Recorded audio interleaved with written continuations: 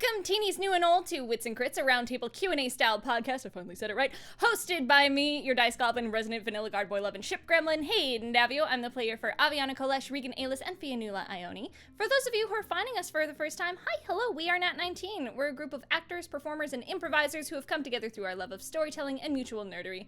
Today on the show, I have the one, the only, Aaron Robert Parnell. And I guess me too, but what's up? Hi, Aaron. What's up, boy? Meow.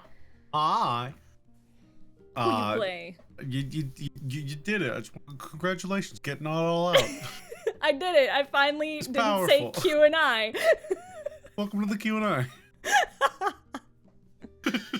Question I'm and Aaron Robert instigate. Parnell, and I play Miriam Lucius, Emmanuel Locke, and other, but that's been long enough that that's not particularly pertinent to this You conversation. are also a dungeon master. Dungeon Meowster. The dungeon master, the Dr. Apocalypse himself. Yeah.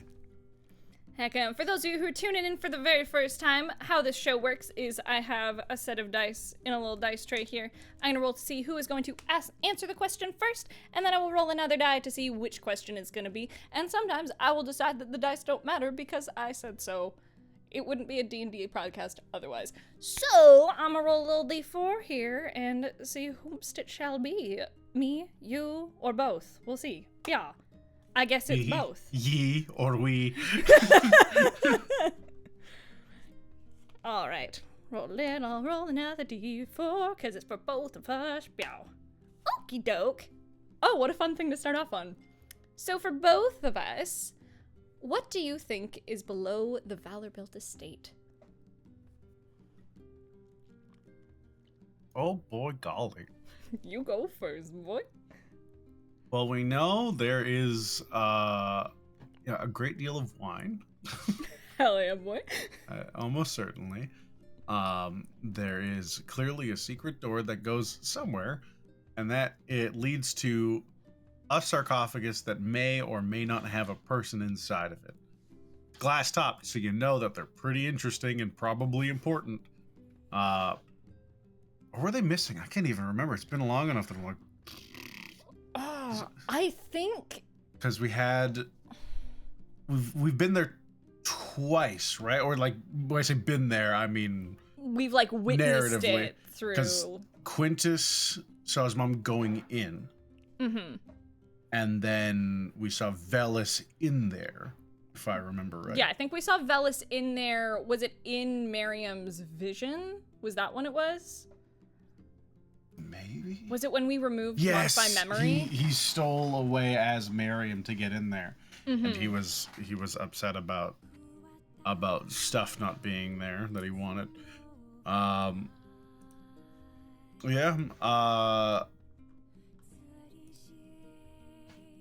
got nothing. I'm gonna be real. I have no idea, and that's part of why I really want to go, because I'm like, that seems important.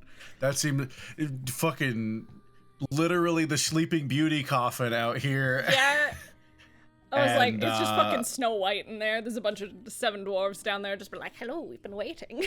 And a connection to what, the Watchers, I believe is what he said? The Whisperers. The Whisperers? That's what it was, yeah. I didn't want to, my brain kind of was like, there's the College of Whispers, so I don't want to double up on my whispers in case I'm just curmudgeonly slamming them together in my brain.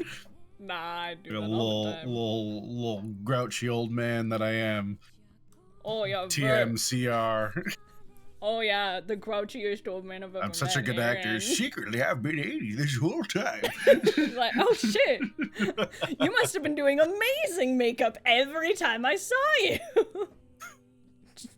Yeah, I don't know. You got any theories? Because I've been God, stewing on that for a bit. I think there might be hints toward what Diane was saying to Quinn, because I know she was fully trying to get under his skin, because obviously. But, like, I think there might be hints towards, like, what Moira's been doing. Like, there's gotta be, like, hints toward the reason she was down there. And I'm like, I am both terrified and excited, because always, I'm terrified and excited to go down there, because Velis is like, don't pursue me, and we're like, but we have to, though. Yeah, I mean, also fuck them. Yeah, no, fuck that guy. What a jerk. An asshole. Killed Avi my hates- dad. He's indirectly responsible for Quintus's dad dying. He's fucking fucked up Raleigh's life. Involved with like Flux's eyeballs somehow, because Flux keeps having visions of him. He's involved Valus with has touched the Vanderbilden. entire highest standard, possibly up to the point of making sure the highest standard exists. Mm-hmm. I would not fucking be full out Looney Tunes to think that they said don't pursue me, knowing full well we would, because they want us to. Oh yeah, it is the villain thing of don't do it, but do it though. Yeah. Because we're playing into their hands. Well, we've also shattered time like twice now. Mm-hmm. we have had a person waiting for us for over 100 years, like just Bing Chilling, and we've also in the initial time heist back during the Tenebros kind of saga. It seems like the conversations and things that those who successfully kind of passed in through that little veil did happen, as far as we know. We've never really concreted that out, because Vogan didn't really poke Elmira about it, which is the easiest way to confirm that. But it seems like it.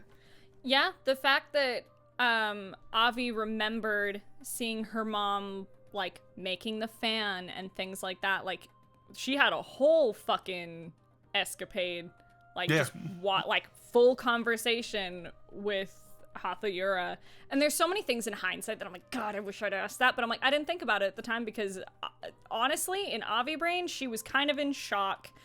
This is the person she's been looking for like her entire adult life, like since she was a kid, like from like age 5 when she was abandoned to now, and is still looking. And the first time she sees her is in the past, and that is jarring. But it's like, yeah, no, it's like, hey, I need that. It's like, oh, I leave this with you? I don't leave.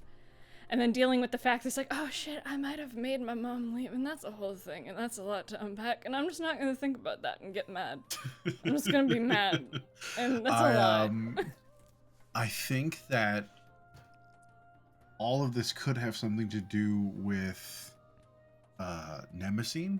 Oh yeah, 100%. And because Nemesine is kind of the core of Fenris's entire subplot, along with memory and time things, which is where all of this is kind of floating in space-wise.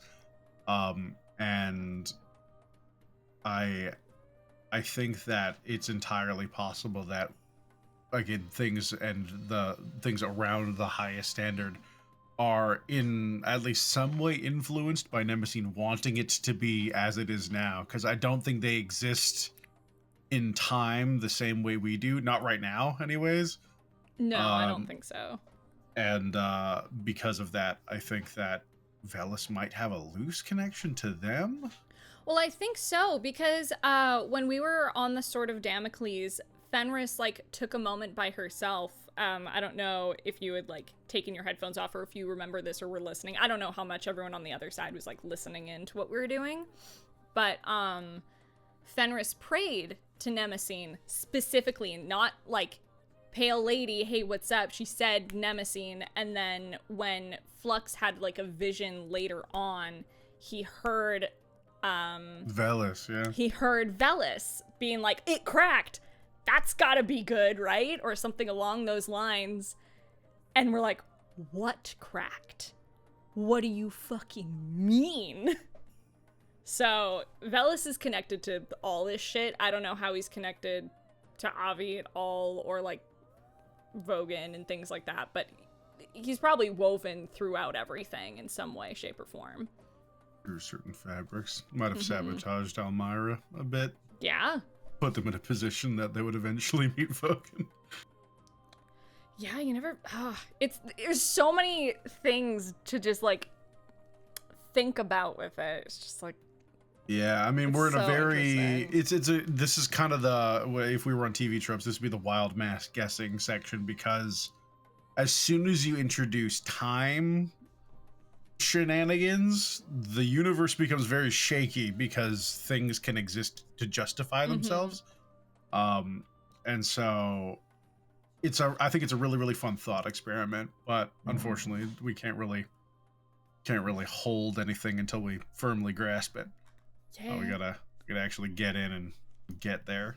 And that's a ways away, because even once we're back in Somnus Domina, it's off to Grey Rock for the Veering Grove, and maybe a trip to the Mithril Dive. We have to go that way roughly anyways to get to a port if we're going back to the Land Away.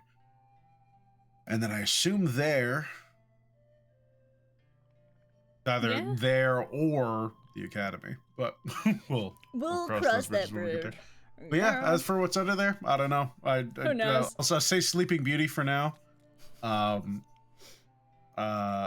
It's who knows? Emma. Maybe it's Emma, and it turns out that the fake girlfriend Mary had was actually a real person that wasn't there, and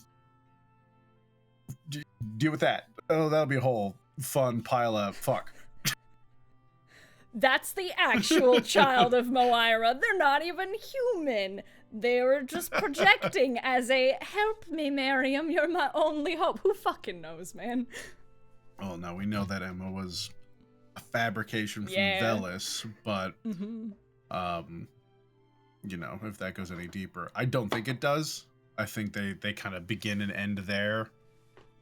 But, hell, I'm super cool to be wrong. I love being wrong. I was gonna say, I love being wrong. I love learning new shit. Yeah, being excited about being wrong in D&D is an important thing, because we frequently will be. That's like what we do in D&D. It's what everyone kind of does in D&D. It's really, really, really satisfying to get to a place and find out you were entirely right. It's also really, really satisfying to find out you were so wrong. I love it. It's so fun. It's so good. Yeah, we'll see if we make it that far. Yeah, we'll see. I'm still like session to session, like, all right, how do I live? Yup. It's like, okay. I nearly have 9th level spells, and I'm still like, I just don't want to die. Like, I'm still squishy. I'm nearly one of the most powerful mages alive, and I still can't survive like a normal person. There's this vampire bitch after me. It's a whole thing. Yeah, no, I gotta talk to Logan about that. Yeah. Make sure he knows the situation as it stands currently. Because, well, y'all will see. There's a lot. Yeah. I'm a roll of dice. Yeah. It's for me. Apparently. For ye. For ye. Wow. Okay. Number 3. Okay, this is cute. So Hayden. Had Logan not made a new character for the Prince's game and continued playing Bax, and Regan had never crossed paths with Ajisai, do you think Regan would still find herself as attached to the party? She's an incredibly loving and caring person. Do you think she would have still found love, be it within or outside the party, or would she perhaps have left the party at any point without Ajisai being there as an anchor for her? I think she would have stuck with the party because she has a mission outside of just being forest wife. Yeah, they have purpose. Yeah, she has a lot of purpose. Like, none of this is new to you, obviously, but but like she was sent a, like, essentially given like a dream message from her guardian being like, hey, yo, nature's out of balance, deal with that, go this way. Also, Pops is in danger and that overlaps, so I think she would have stuck with the party because the cults, dealing with them is part of her purpose for being outside of saving her dad, which she's done, and I'm proud that she was able to do that. Good job, BB. Would she have still found love? Maybe.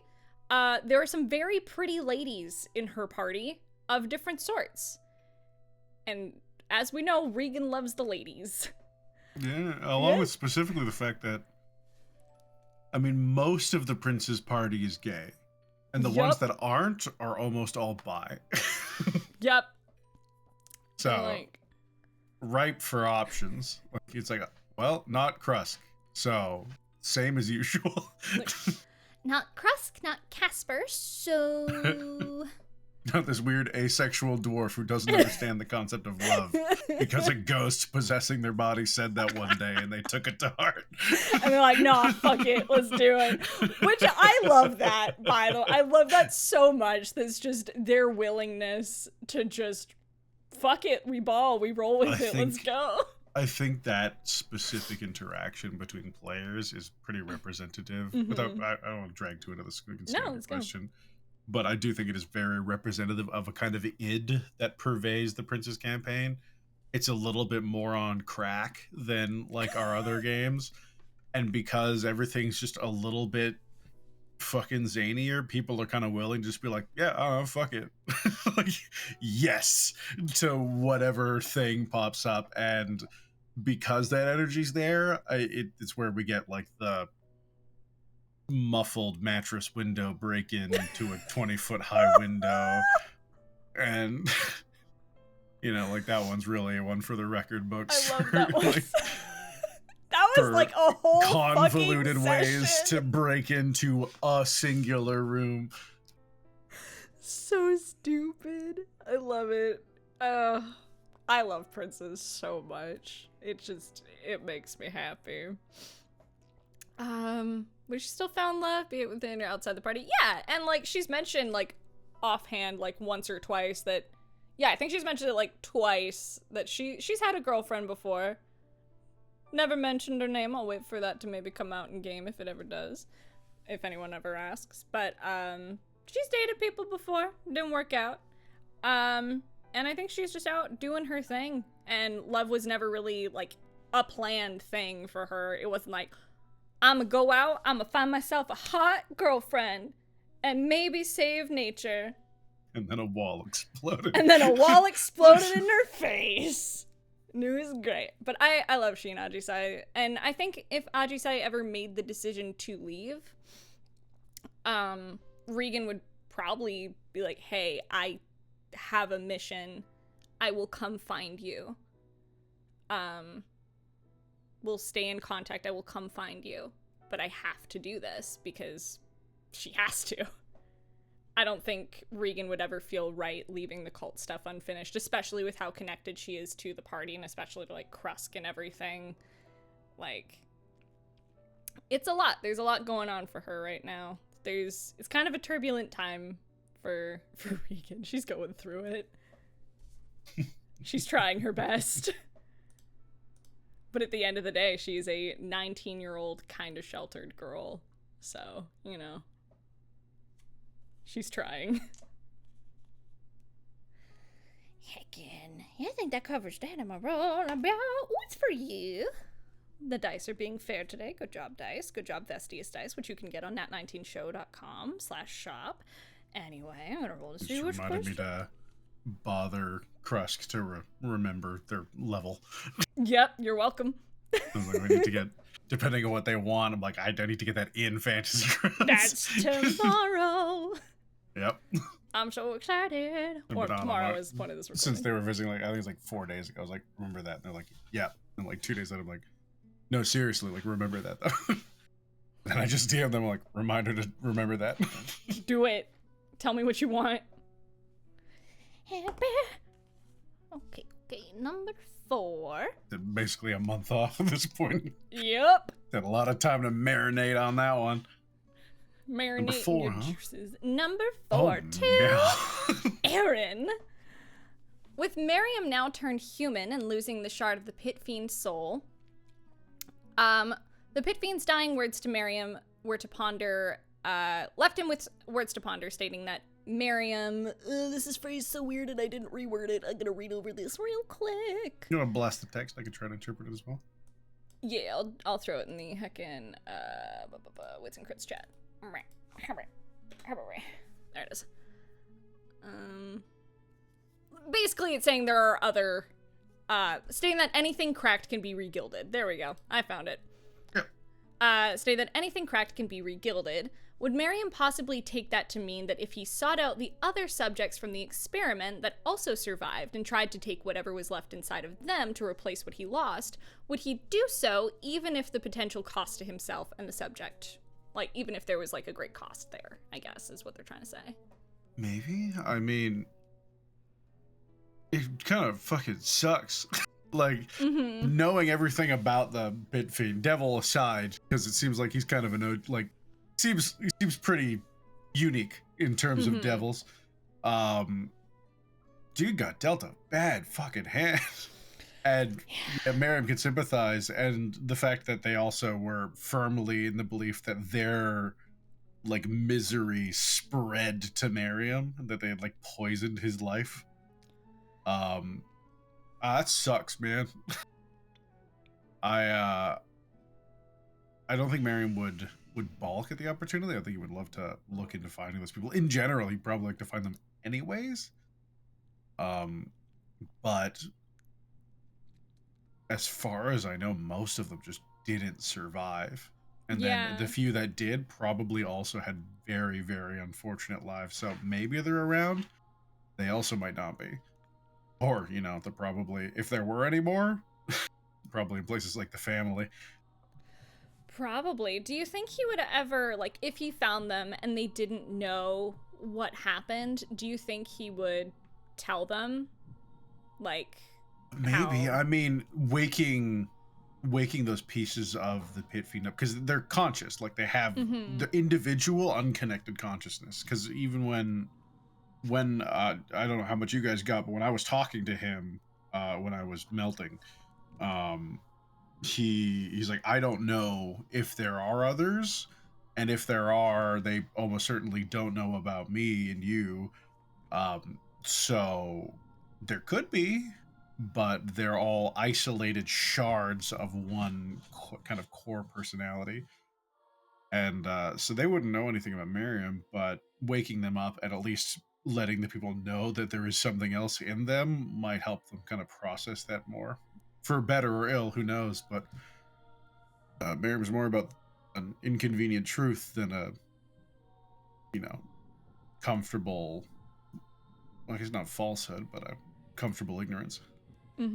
Like that blissful ignorance. Like, another thing that comes to mind is if they do know, it would probably, the Faniant might know about them, because something that the Faniant told to Avi was when, like, Miriam died and was resurrected, that's what woke the Faniant up, because it awakened let the Faniant know that Miriam was alive. It awakened that part of the network that he'd created. So he's aware, like, if a piece of the key wakes up, he is aware of it because it's part of a network. That's going to come up soon, because the Faniant wants stuff from Miriam, and Miriam is now incapable of doing said stuff.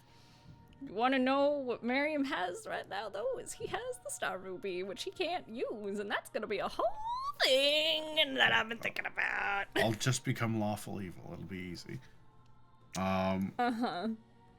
I just had a grim thought. I don't think it's true, because I think it was called, like, Miriam's leash when I, not fully aware of the context of what I was doing, maybe killed myself by shooting it. But the item that Fierna had was, it, like, had the ability to subjugate those shards of the Pit Fiend within Miriam. If there were others, that potentially could have killed them too. Oh, yeah, you're right. I forgot about the leaf. That's assuming that there wasn't maybe one for each individual, or, again, it's still very, very possible that Miriam is the only one who survived. Both are quite sad. I mean, there's no real digging into that. It isn't like, well, that sucks, because you either have a pile of dead babies or you have a pile of sad people who were not very happy babies who then exploded one day. So I hope that's not true, and maybe there's just a bunch of sad adults that we can bump into one day. But if we don't, then yeah. I mean, the one of the biggest things is, where do you even start? like, how do you even find that outside of the Fanian? Outside of the Fanian, or like casting Commune or something like that. Yeah, to even know if they exist, I guess the gods might be able to be like, yeah, they're around, maybe. But that's another one where I feel you might get a unclear. It's like, try again later. I Magic 8-ball. Still don't even know his name. The Pit Fiend's name? Yeah. Yeah. I've seen like some speculation in the ProMao Discord, but I'm like, I don't know. It's not even like a Logan, who knows? That's a genuine, I'll fucking know. Yeah. Yeah. There's so many layers with that side of Miriam's life that are just fascinating to me, but also I'm like, oh no, my boy, I need to bubble wrap you. Yeah, forged in flame. Mm-hmm. Boy. Oh, Miriam. I'ma roll again, meow. Okay, it's for both Hammered of us. by the fists of most party members. Yep. It's fine. It's fine. Abby's not still trying to make up for that shit. It's fine. Oh, they're not the only one. No! She definitely gave him the most significant beating, though, for no good reason. There was no reason for it outside of angry, given to demon instincts, blah. I can cry or I can hurt. And today I choose hurt. Yep. That's most of her life. Okay, this one's kind of interesting. This is for both of us. Over the course of Nat 19, have you noticed any patterns in the kind of characters you make or in the way you play them? Yeah, I'll let you go first, because you've obviously been around longer than I have. You've played in more games with the team. Do you have any patterns, you think? I've had different patterns over different times. Early on, I generally didn't play characters that talked a lot because, and I say this lovingly, some of our friends can't shut up. Especially early on, like we had a lot of issues with crosstalk, with a lot of over-talking things. And so as a performer, one of the best things I could do is that I can interject when a scene needed me and then maybe just stay out of it otherwise. And that way we had a lot better flow earlier on. And that's something that anyone who is I'm guilty of that sometimes. Anyone who is guilty of that Nat 19 will openly be like, yeah, no, I can get on a train. So Gael, Lancer, a lot of my early characters, Oliver even, like, weren't hyper communicative to the point that Miriam was a challenge character. Like, Logan was like, I want you to be a social character, please. And so he gave me that as a challenge. He gave everyone different little challenges for the beginning of Vestige, and that was mine. And so that became Miriam. Other than that, if I'm not being a kind of a quieter character, I'm usually a goblin of some sort. Like with Manny, who's kind of the spiritual successor to Blueberry, who's like the more crackhead version of Zook, I think his name was. Or was it the other way around? No, because Zook died before we got it. Yeah. I definitely can also be fun with just being a weird little guy. But yeah, those are probably my two most common patterns. I usually try and keep stuff random, especially nowadays. I love just rolling random stuff and be like, oh, there's that. There we go. Like, other than I'll pick classes, because everyone at this point has long heard my kind of Monopoly board trying to get all of the vanilla classes sans Artificer off my checklist. I'm almost there, and so once that's done, then I don't know what I'll do. I'll probably start rolling, or I'll be like, what did I not play a lot of? Like, I think I want to go back to Wizard because I never played one up to like level 3. That's not the juice of a wizard is really the one to blank journey. Like, you want to really build that spell book. It's so satisfying. That was I would like to go back to Wizard. I loved playing Wizard. I think I played it to like level 12 for Rime of the Frost Maiden campaign, and I really loved Wizard. I'm like, okay, I got to sink my teeth into it. It's so fun. Mechanically speaking, I generally prefer casters. If I can't do magic as a class, it's not that I disengage, but I find it hard to be as engaged because a lot of what I do becomes rote. Mm-hmm. Like I know how to play 5e pretty effectively at this point. Like I know what most things do. And because of that, like as much as I love Ignatius, he's not exciting for me to play. He's a barbarian. I rage, I whack. And like that's really, really good. And I can lean hard into his role play, which is the absolute most fun I have playing with a character like that. Mm-hmm. Mechanically speaking, he didn't spark joy.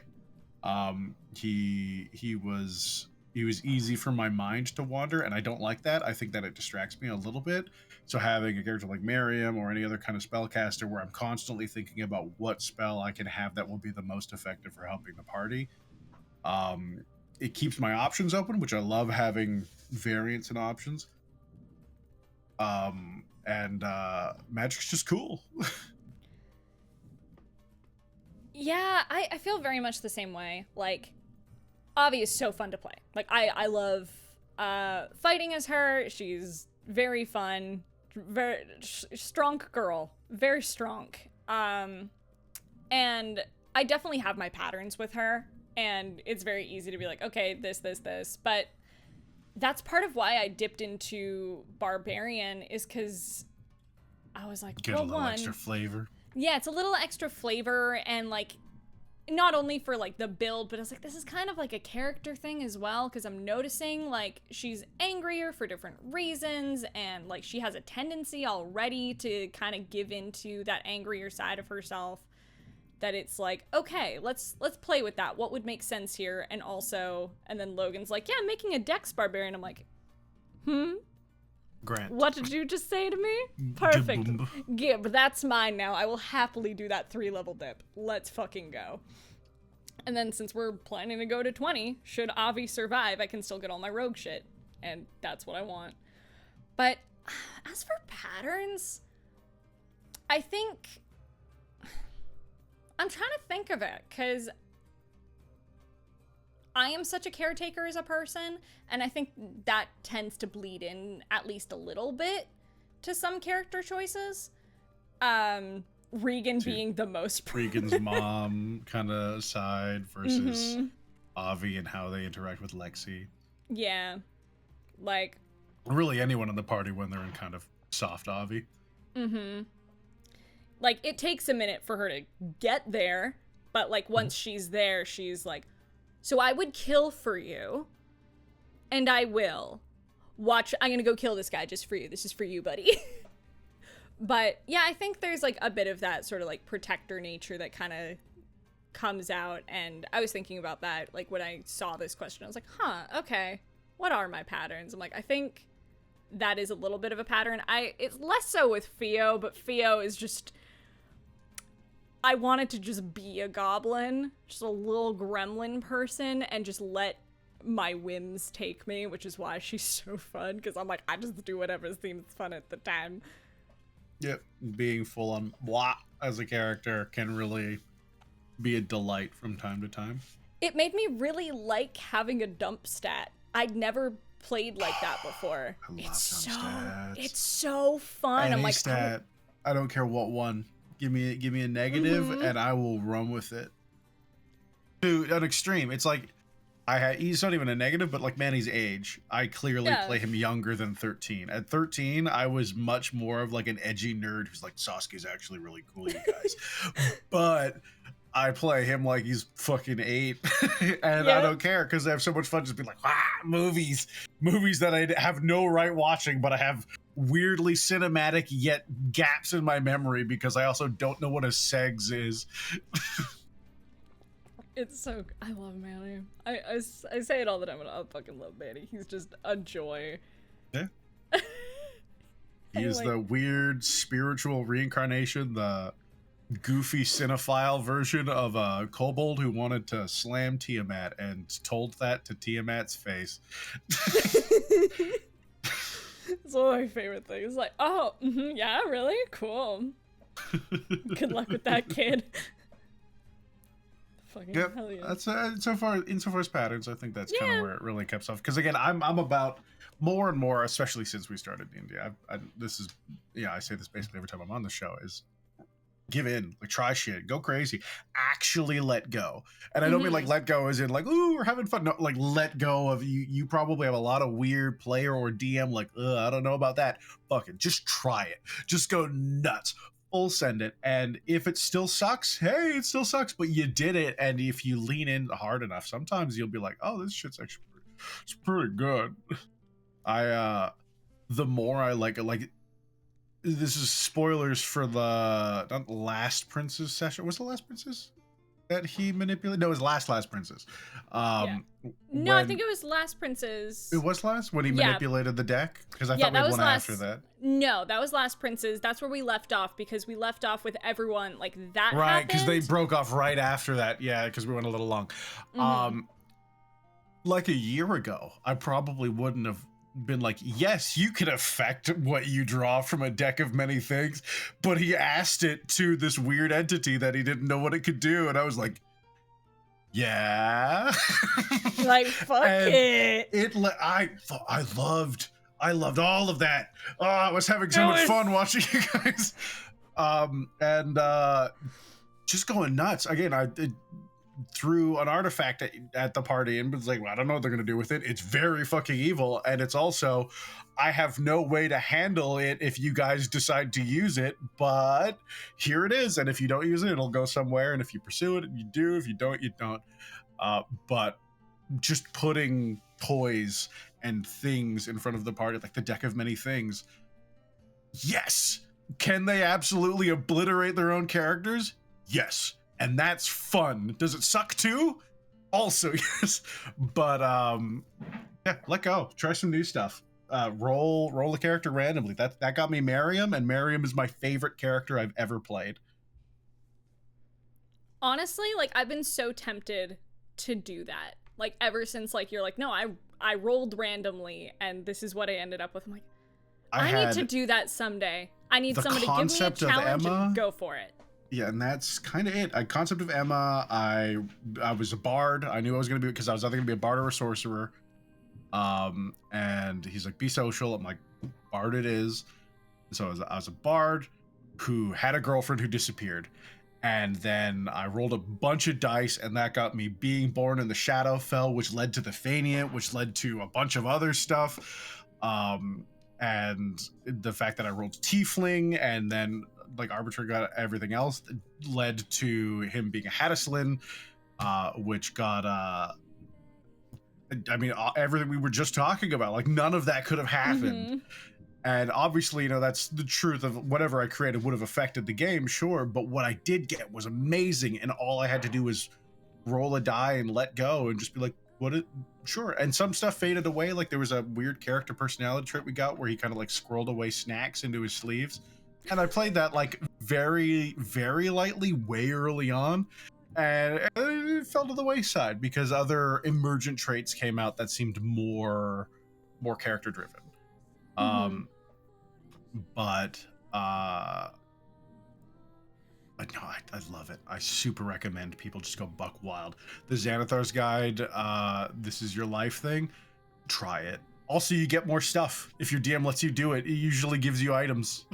Like, hell yeah. Sometimes they're not worth the shit, but they're cool. It's like more trinkets. The trinket section in the PHB and in the other books, there's expanded trinkets and stuff.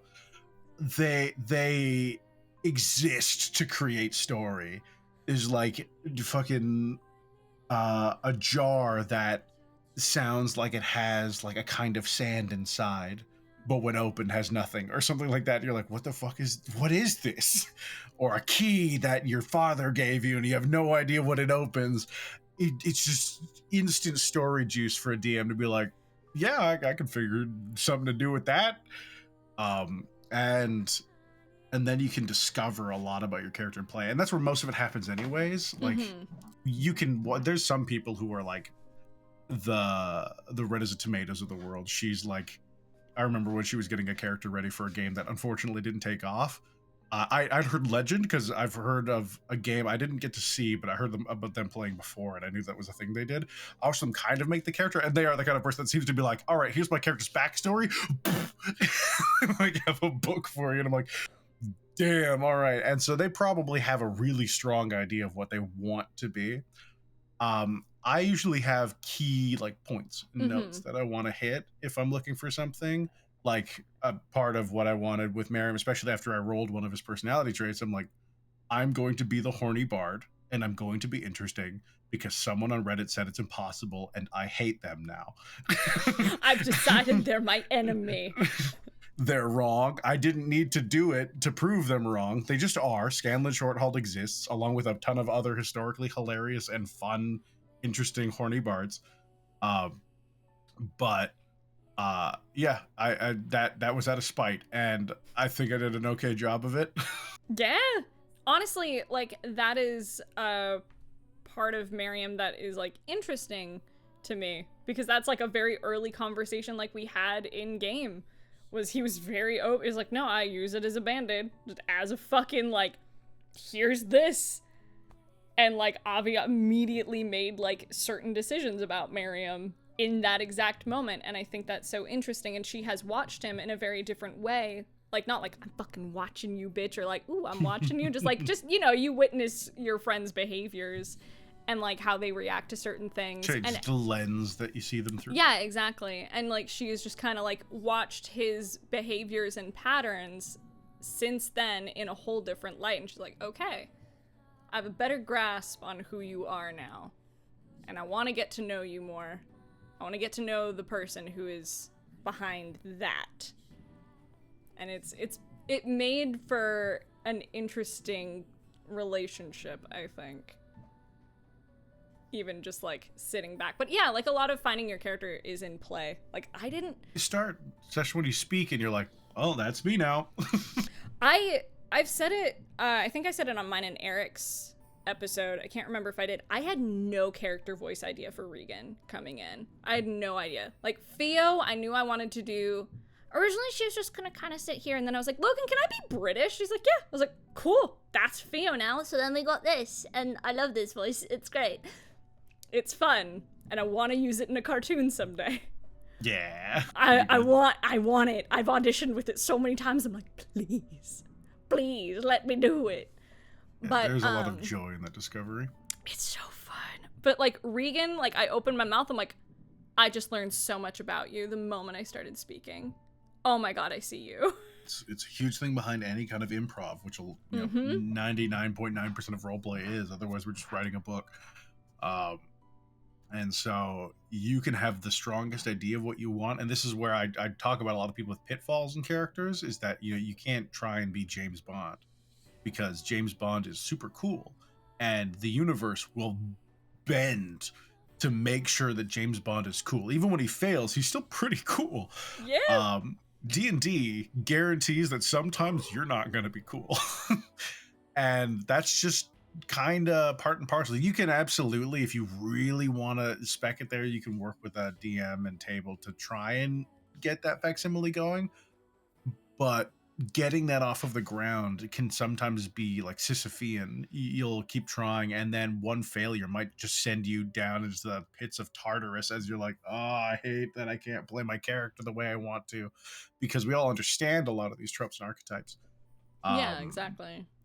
But getting those out in an organic, livable way is difficult, because a lot of these characters can only exist in this type of fiction.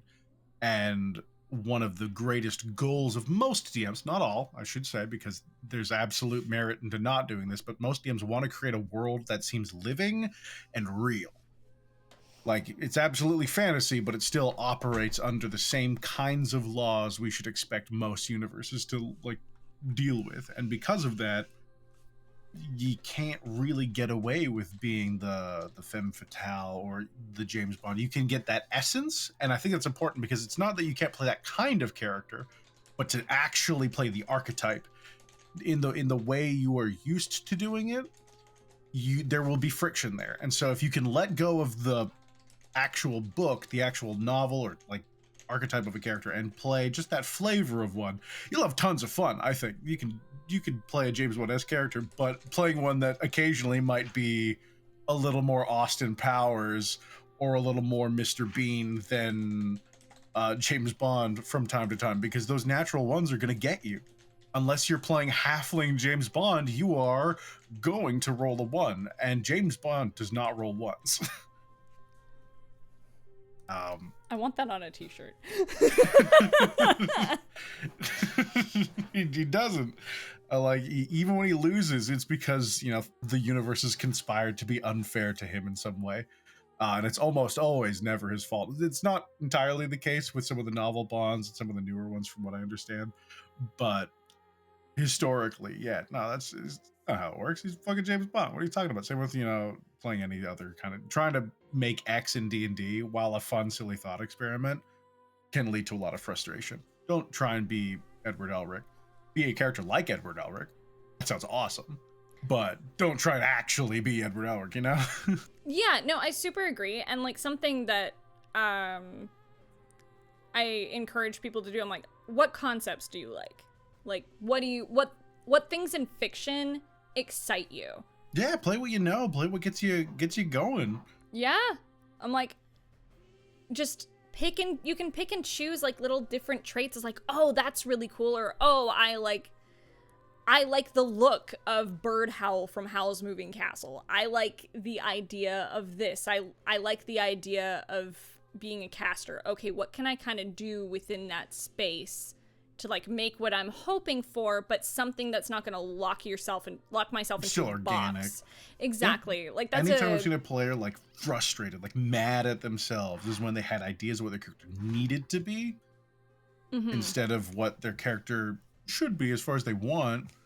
But sorry to interrupt. You can finish your thing. No, it's all good. It's basically that. It's like a big pitfall that like I've fallen into it in like early D&D. I've watched people fall into it. It's like you stick yourself in a box if my character needs to be this, and then as soon as it's not that, people get frustrated, and it's like, okay, characters are people at the end of the day, and this is advice I've been given and advice I like to pass on to people. It's like, characters are people at the end of the day. People are going to bend and change depending on who they're around, what's going on with them. They're not always going to be grumpy. They're not always going to be boisterous and happy. If they're like more like excitable around this kind of person, think about that. Sit in that. Okay, why? Ask yourself why that might be happening, and it's going to give you a lot more like threads to pull on with your character if you let them just kind of live organically and let yourself react. Because that's what we're doing, is we are reacting off of each other in character. Yep. No, the best thing that you can have as a character is have things that you don't expect to happen, because then you just have to deal with it. And that leads to funny things. I mean, I talk about a lot of things that we've talked about before, but Merriam fucking up his one-liner in the Underdark. That was just me fucking up. That was Aaron's fault. I swapped some names in my brain. I did a voice actor and words wrong, and because I words wrong, there's that. And now I could have been like, okay, but Merriam wouldn't have said that, and I could have argued it, and it could have been a whole little thing. But who cares, really? And it's really fucking funny. Instead, just be like, fuck! Like, okay, kill them, please. They're gonna tell people I fucked up my one-liner. It was gonna be so cool, but no, because, you know, now I have a character who really wanted to pull off a cool one-liner while murdering people, which is kind of fucked up if you really dig into it.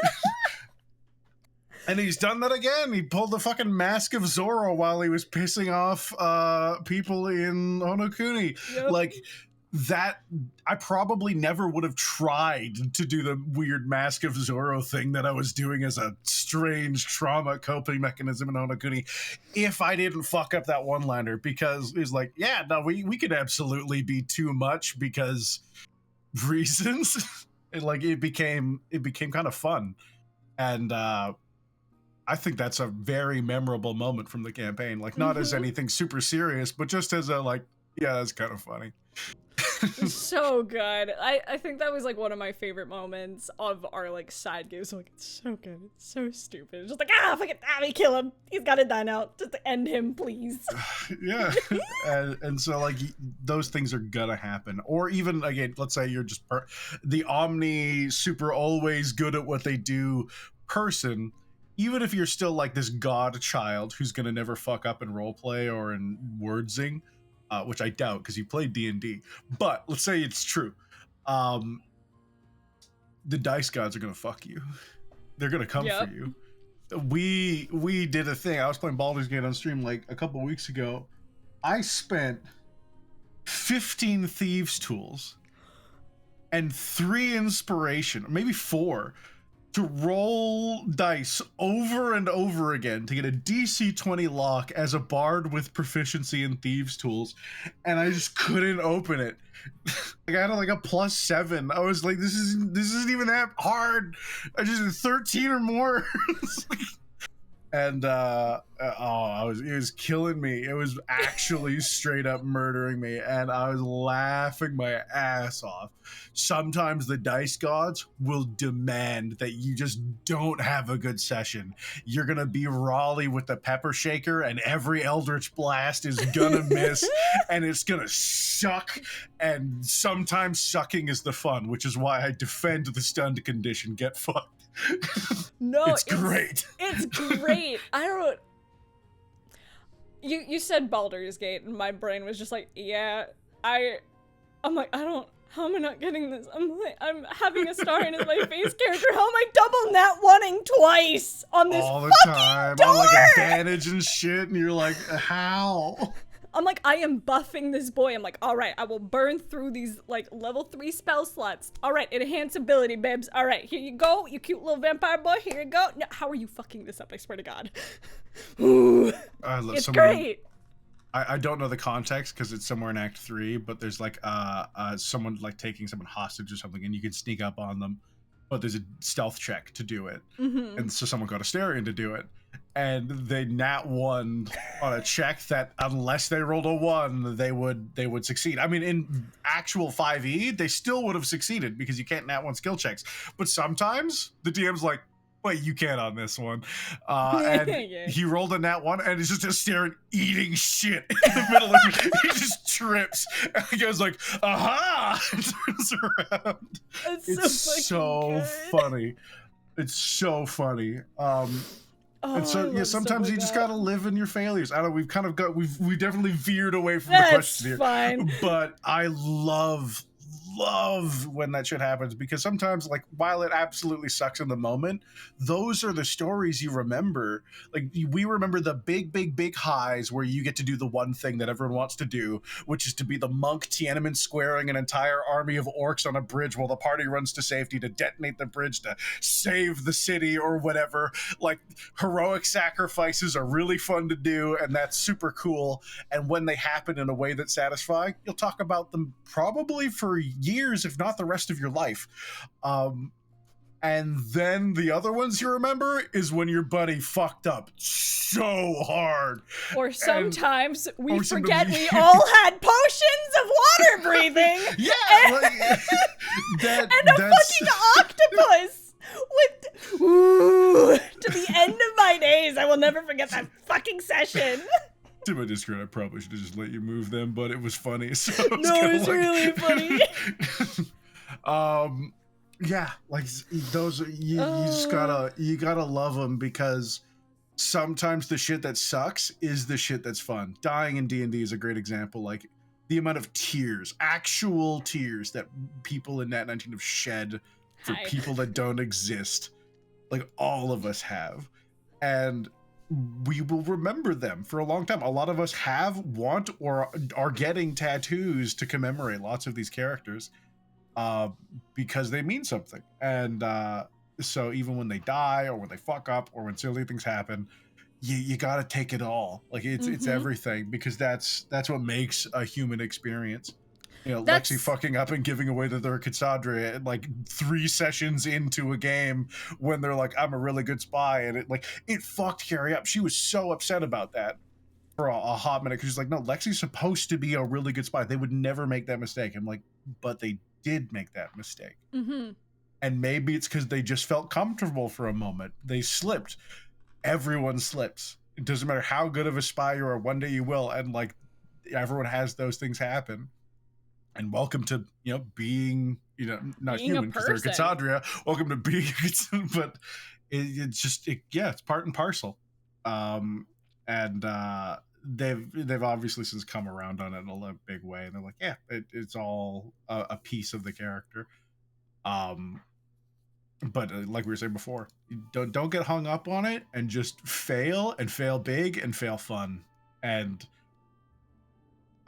I can't say that you're like, whoever's listening who's thinking about doing this, you're probably not going to do it right away. Because I got told to fail big when I was in college, and that was like 10 years ago. And I've only recently really kind of understood what it means, and I'm trying to like put it in practice because it's really hard. It's but so fucking hard. Just keep trying, and you'll get there. But like you gotta put your best foot forward. And sometimes if you slip and fall, Mr. Bean it.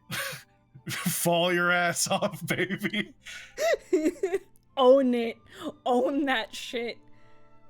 Oh, so good. Fucking love having you on the show. It's such a good conversation.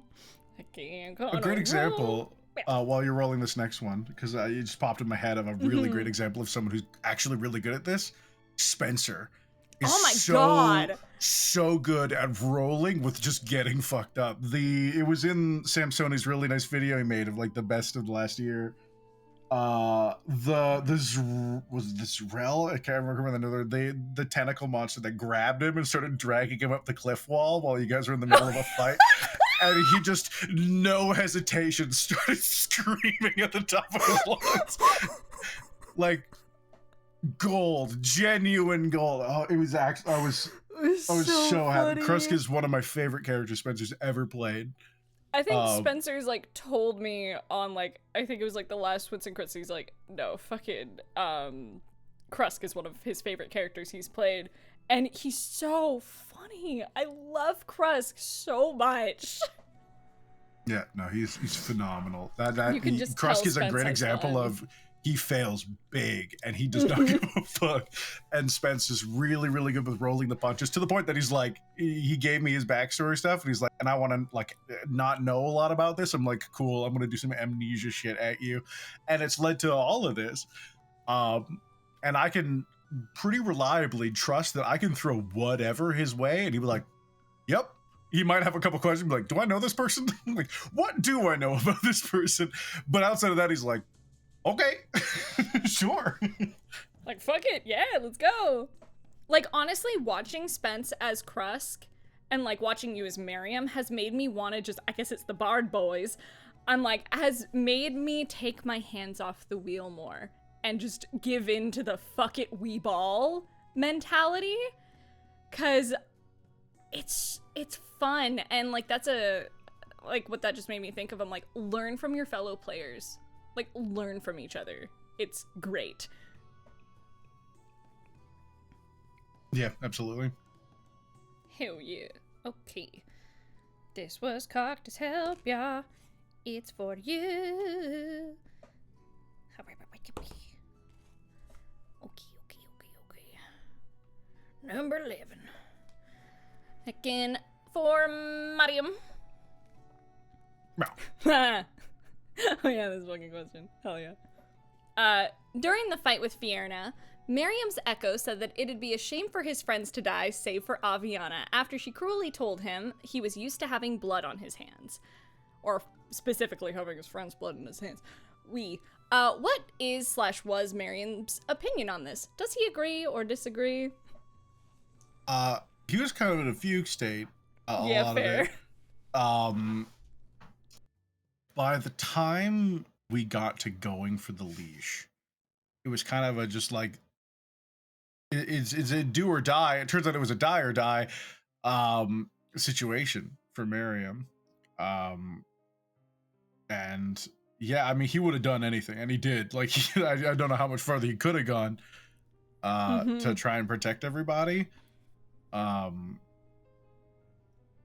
but I still didn't even know, still don't really know what was going on with the Pit Fiend at the time, but he didn't really, he kind of not ignoring him, but he was just letting him say whatever he needed to say, because he was like talking to Avi and talking about like, yeah, like don't make me take it from you and all this other stuff, and talking about, I remember when he's like, don't let his death be in vain, I was like, oh, I'm gonna die. Oh shit. Like, I was dealing with that partially. I'm like, oh fuck.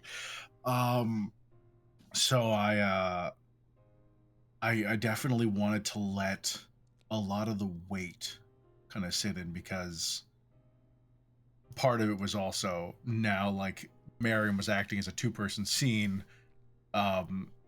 and this was really like it was the, what am I blanking? The fucking to be or not to be monologue from Hamlet. Right? No. Yes. Anyways, fuck Shakespeare. It's the it was real, like it was a big scene for Logan. He clearly had like a lot of this ready. And so I really wanted to give him space to really do that, because one of the big things, not as much obviously with the Pit Fiend because it's a part of Mariam, and so as far as I was concerned at that specific moment, he was going to be around for a while. Turns out not so much. But a long time ago, this is a slight tangent, but I think it'll get across what I mean. I saw someone talk about, there is a habit amongst players, and it's not necessarily a terribly negative one, but it is somewhat negative sometimes, of players to interrupt the baddie's monologue by attacking them during it to get an aha like moment on them, and that can be very funny. And I think in the right campaigns that's perfectly acceptable, but sometimes you gotta give it to them, because what's actually happening is the DM is saying goodbye to their character. Because as far as the DM's concerned, they want you to win. Like, unless you're playing an adversarial DM, and unless you're really into that sort of thing, you probably need to find a different table. Your DM wants you to succeed. I never put things in front of my party that I want to kill them. I put things that can and will kill them sometimes directly. Like Carnifex was I don't think there was any point in that fight that they could have beat him, but I never had that encounter as one that needed to be fought out, you know? Like it wasn't a beat him in a fight or die, because otherwise that means I'm just killing them, and at that point I'm rocks falling them, but with more steps. So as a dungeon master, I do want the party to succeed, basically at every turn. My job as the dungeon master, however, is also to attempt to kill them, and doing both at the same time can be an entire thing. But as a dungeon master, the characters that usually get the most breath, you get a couple NPCs who can be a joy.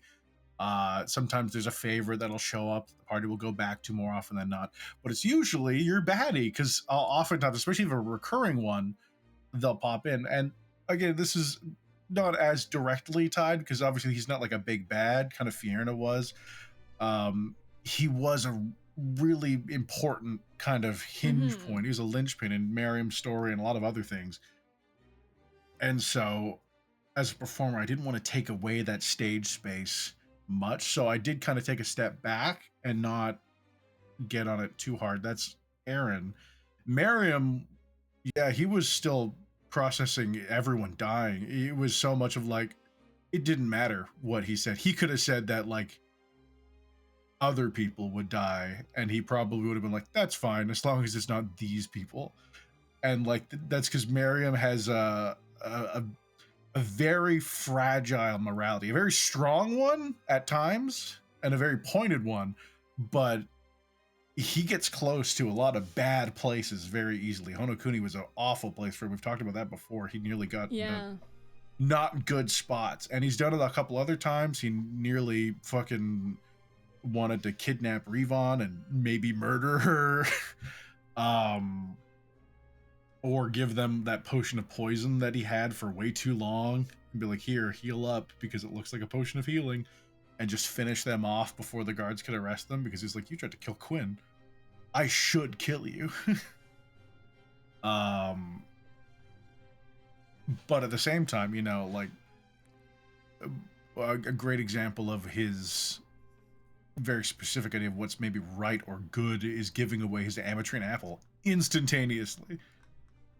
Because this old dude just was chilling there. He fucking suffered through all of that, and he's just doing nothing. It was like, if anyone deserves one of these, it's you, dude. It's like, I don't know about me. Like, it's not a big loss for me not to get whatever this is, which he didn't even know what it was yet. But he's like, here, have this. And as it turns out, it did that old man quite a lot of good. Mm-hmm. But yeah, it didn't matter what he said. In order to save everybody, Merriam would have got any amount of blood on his hands, and so worrying about anything that they were saying, like, it's kind of one of the situations where words didn't mean much to Merriam. It was results in action at that point. And so by the time that everything went down, he was like, yeah, I will accept whatever outcome. And then we got to the outcome, and I was like, oh no, I'm gonna die. Oh no, I'm exploding. Because he can worry about that later, and sometimes he can not exactly be okay with it, but it's, you know, he's willing to take the cards he's dealt, even if sometimes that means just you lose. The amount of times he's gotten bailed out of you loses, we'll see if that keeps going. Yeah.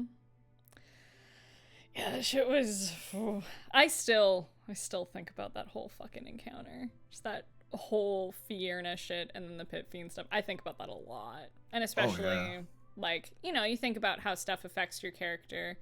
Oh, there's a princess who's awake. Hello, lady. I didn't even know you were in here. Meow. Oh, meow. I heard a meowing, and I was like, where the fuck? Oh, hey. Bees in my brain. But that whole thing, like, because, like I was saying, like, you think about how it affects your character. I think about, like, what Avi said and how that affected her. Like, you know, I wasn't going in and being like, all right, I'm gonna cry. I'm like, oh, I can't stop crying. Where is this coming from? What? Because this isn't just Haydenisms here, because I'm a weepy bitch. Thank you, Leru, for the little bonks. I appreciate you, baby. Get out. But I was like, oh, she is regretting every shit thing she's ever said or done to Merriam. It's like, why she couldn't stop apologizing to him, and like, so it's a weird feeling, and I think I kind of understand where you were. Because that kind of dawning realization of you are alive right now, but you won't be very soon, is way worse than me. Like, oh, surprise, you're dead. Like, dying as a character sucks, but usually it's like your 3 death fails and you're gone, and everyone's trying to bring you back, and maybe they succeed, maybe they fail.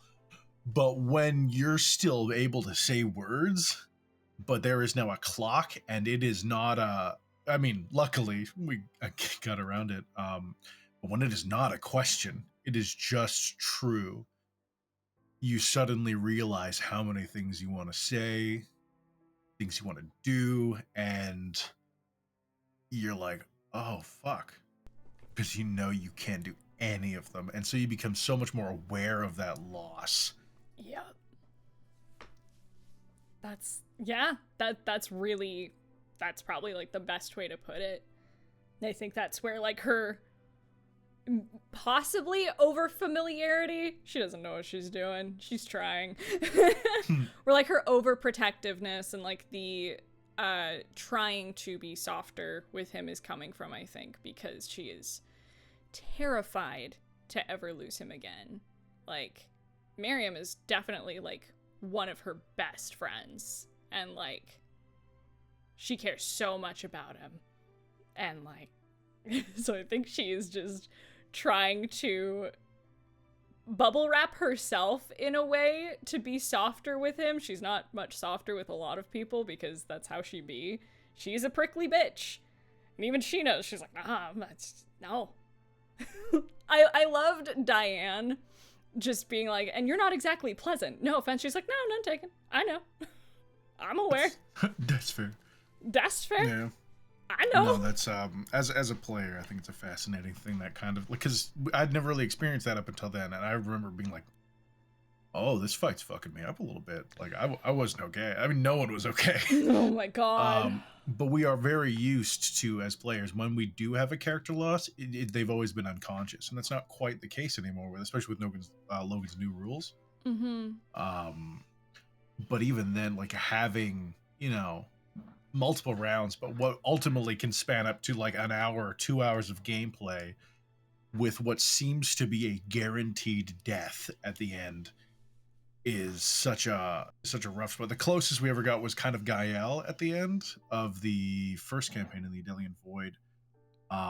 But again, like it was so high octane in that fight, and it wasn't a belabored point. It was something that was known, but we didn't know like when it happened. Would it be a couple days? Would it be instantaneous, etc.? And so because there was a lot of maybes around it, it was like, well, that's not a right now thing, until it was a right now thing. And then it was like, oh shit, oh my, goodbye.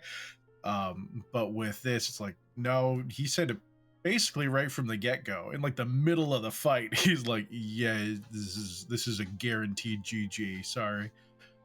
And that along with everything else, yeah, it's just you have to sit in it in a way. And I know a lot of people, like, it's analogous to a lot of people when you deal with certain family members getting older, and you're gonna have that last talk probably at a hospital or somewhere beforehand, and it makes you weak. I mean, hell, it's affected me a little bit now, thinking of the vague concept. There's not a person in my mind. I'm just like, oh god, that's sad.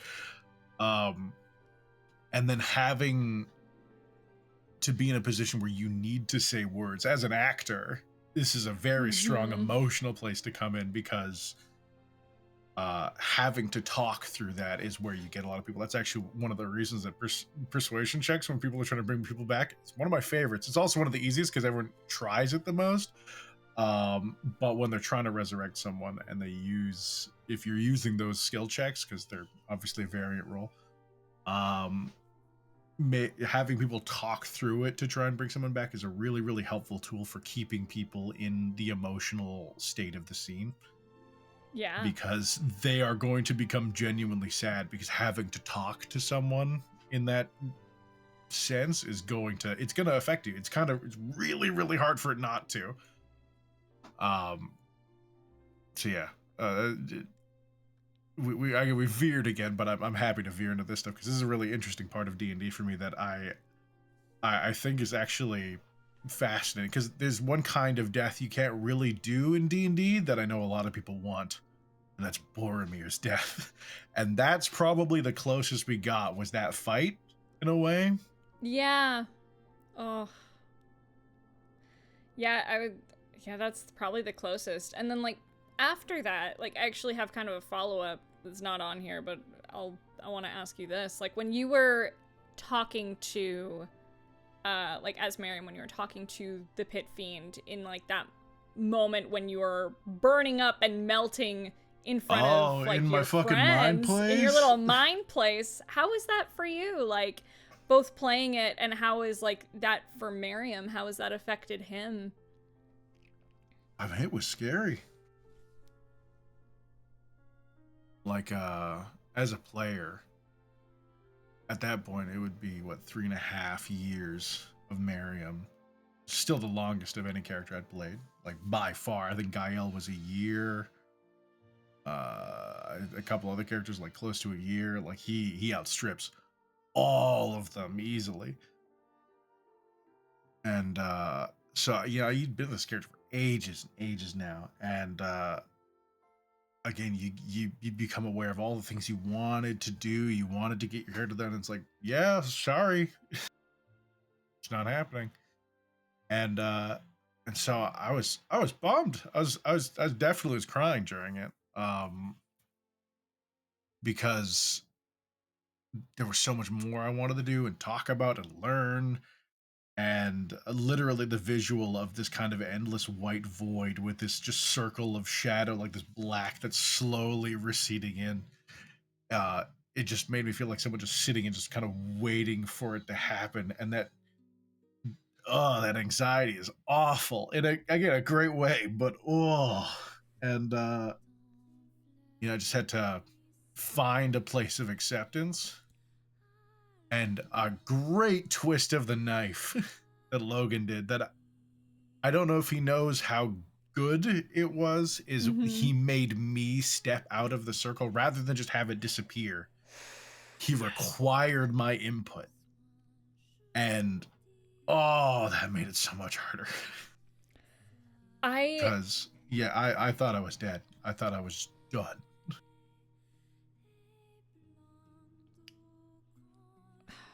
The moment like Logan was having us make perception checks, like if we touched like Miriam's skin at all, because it would just come away bloody, I was like, there's a reason for this, but I'm like, I don't know, maybe it is the gods playing a cruel trick here, and just so that we'll have a body to bury, is where I was like, I'm not gonna have any hope here, because fuck. But yeah, no, as a player, I can't imagine having to make that choice to kind of accept your death and walk right into what you think is just the void. Where it's like, okay, it's walking into the light, literally. It was weird. Yeah, I can't imagine hard, it wouldn't be. It was weird, and it was sad, and it was a lot of things. And I definitely, I think I wish I could have been more verbose, but I'm also happy it played out exactly as it did. Like, I don't think I would change it. But there's pieces that I'm like, I wish I could have articulated more of what was happening at the time, but I was fucked up. Like, I was like, all right, don't cry. Oh. Because, it's just to stare it in the face and then have to step off the cliff is rough.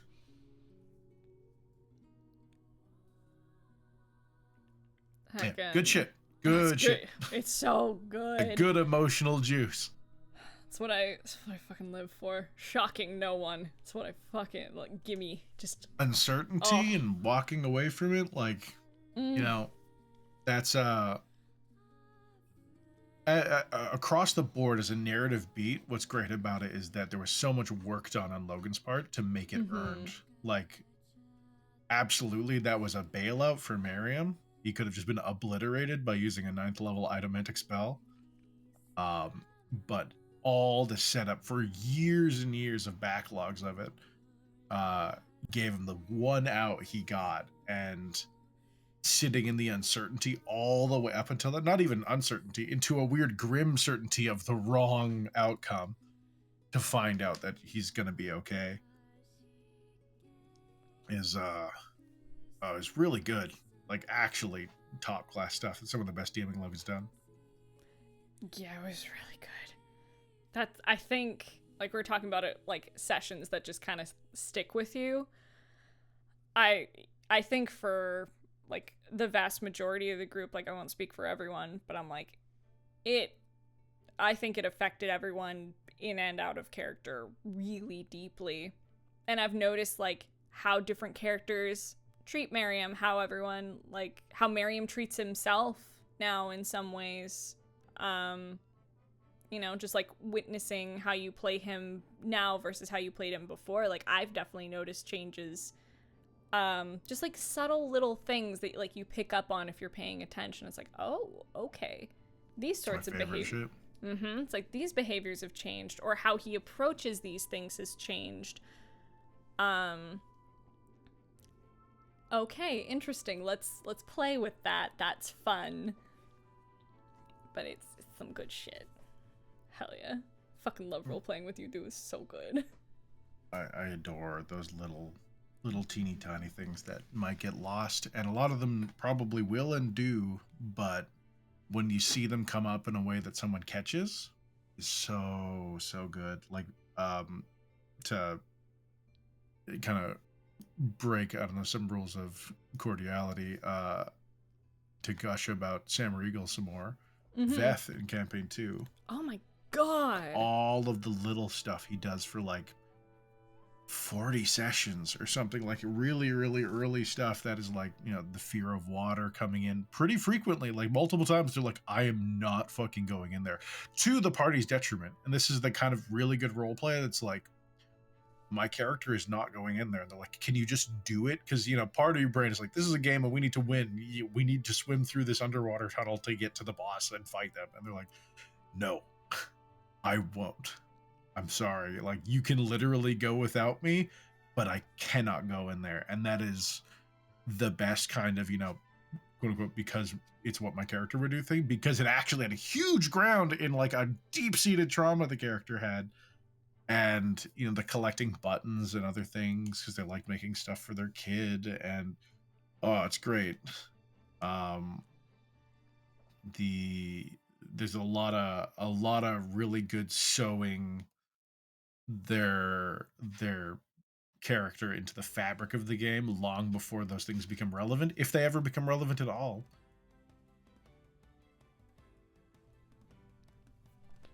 No, it's so good. I'm like, yeah, normally it's just like, you know, the cordiality or whatever, but I'm like, it's such a good example of it. Yeah, I mean, that's like, just kind of like it's not great branding, I guess, but I'm gonna gush about them because they're really good. Fuck it, no, they're great. They're really talented. Yeah, it's good stuff. That was me with hot bread. Miriam loved bread he should not be eating because it's too hot, but he's a Hattislan. What does he care? Like, it's not as hot to him as it is to another person. And also because it was a big thing about Emma, and that was something I was willing to sit on for forever. If it never came up, it never came up, but that was why. And funny because now that he's a human, he can't really handle that anymore. But also, why would he want to? Because like that's also, it's like, oh yeah, fuck. Just a weird, bad reminder of a painful thing, anyways. But when Bread like gasped during a scene when he was talking about Emma, and they're like, "That's why he likes the bread." I was like, yeah, like that made me really happy, as a player to be like, yes, okay, that was like it translated through. Because the worst thing for me is the performer who wants those things to be noticed, you know. And if they don't, and you got to be cool with it. But I always don't. I don't want to be too subtle when I'm doing something that's like a character thing, because if you play it off too subtle, it's just an offhanded comment that maybe they don't remember ever. But because it was consistent enough, they were eventually like, "Oh my goodness, because he was in love." Yeah. I remember the first time. At least, like, first time I was around, I don't know if Miriam had ever done this before I came on board, but it was after the Tenebros fight. We were all kind of, like, winding down, doing our own things. I remember distinctly Miriam sent a bunch of sendings. He sent one to his, I think, like, his sister, I think Isabel, is that her name? And then he tried to send one to Emma, and I remember so distinctly Brayden texting me, being like, "Who the fuck is Emma?" I'm like, "I don't know, bitch, but I want to know." And, like, we're both like, huh? Who is this mystery person we've never fucking heard about in this entire campaign? Who is this? And it was so interesting because, especially, like, your tone of voice, like, it really came through. It's like, oh, this is clearly someone who, like, meant something to Miriam and still means something to him. And we're not there for it. And in my mind, that makes it all the juicier. Is that we know, but we don't know, and I love that shit. I love not knowing shit, but knowing shit. It's so fun. I'm gonna just stew on it. Mm-hmm. Yeah, that was fun for me back then. I remember that. Oh, so good. I'll roll a dice, yeah. Ooh, kiddo. Dice really likes you today, and I'm fine with that. means like, I told you it was gonna be fucking air and hot seat, and the dice is like 1. I'm like, okay, bet. Okie dokie doke. Okay, so this is kind of on the topic of what's up, Miriam? How you doing, buddy? So Miriam's been through a lot. I'm gonna kind of chunk this down because it's a long question. But, so Miriam's been through a lot with, you know, stopping the Godhood Ascension in Honokuni, surviving the attempted destruction of Summergrass, with Tenebros, you know, dealing with all the pit fiend stuff. Now that he's back in Summergrass, a major city where a lot of higher magic is illegal, and has plans to travel to more cities and nations where magic is, like, especially high-level magic is very illegal. How overly confident is he right now? Or is he going to be more careful about how he utilizes his magic from here on out? While he's in, like, any place where he can get in trouble for it, he's going to be pretty conservative with where and how he casts spells. While Miriam is actively and consistently flying in the face of everything the Retian royal family stands for in regards to the restrictions of magic, he's not interested in being branded or going to the academy before we go there anyways to break Greg out. So he's not super concerned with it right away. He could probably get away with the Magnificent Mansion if he really wanted to, because he can make the door invisible. But we have money and places here. It's not like he's shy for good food and drink. So there's not a ton of point outside of maybe like penny pinching some gold here and there. But we have a giant estate, you know? Like so that's not a big worry.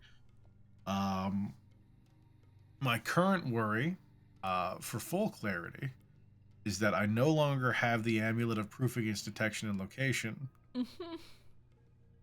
And I am no longer inside the cauldron. So the Crystal Queen might be rolling in pretty soon. And if we are fighting them, if that happens, then Miriam will have to use everything he's got. Because they are who they are. Like there's no getting around it. They need to go immediately, and it needs to be pretty decisive.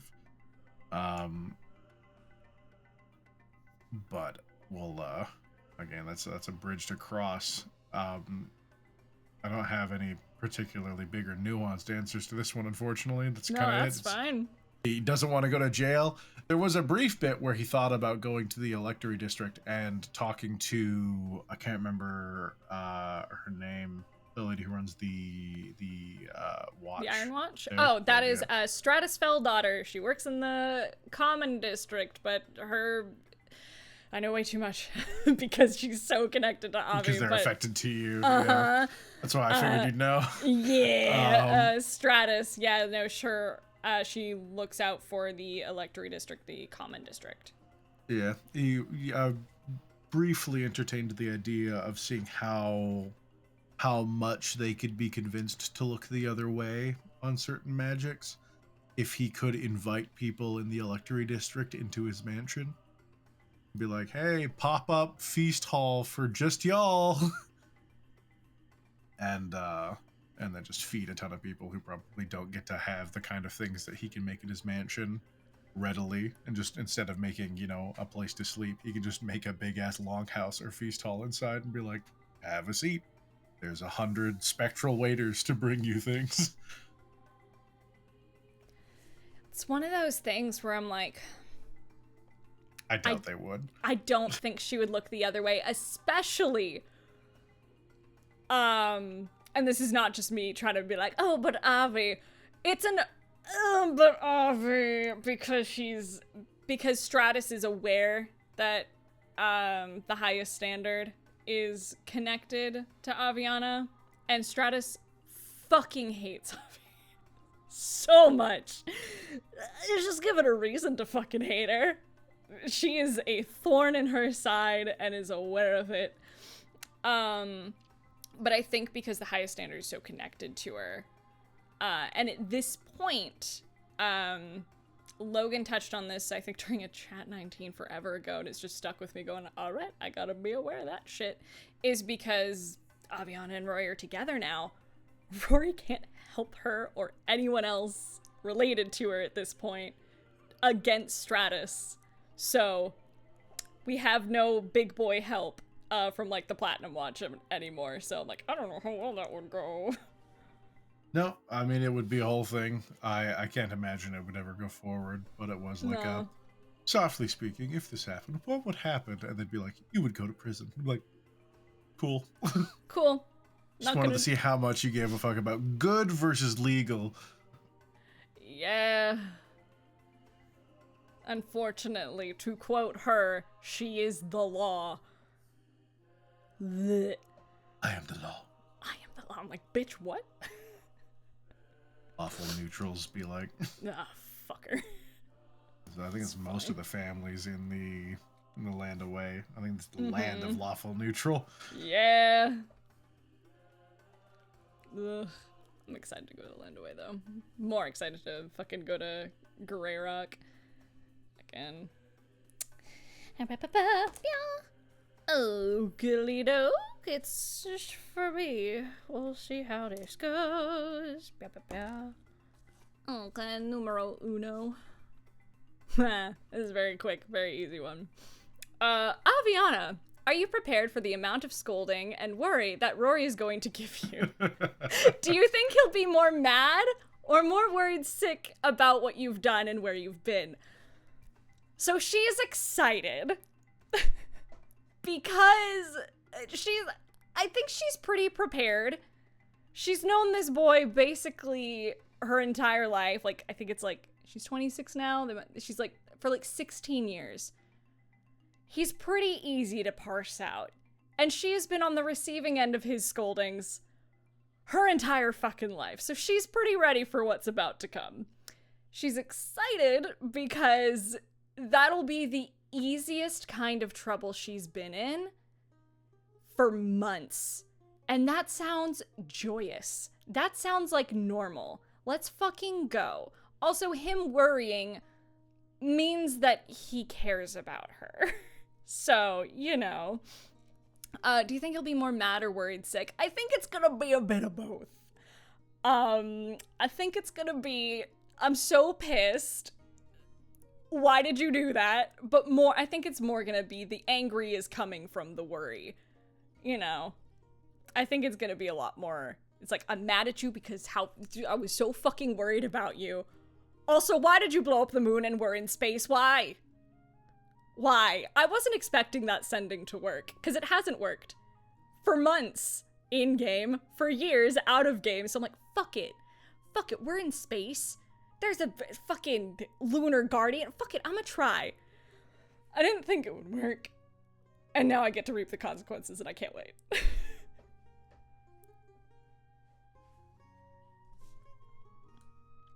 Blah. Blah. But yeah, that's it. That's basically, again.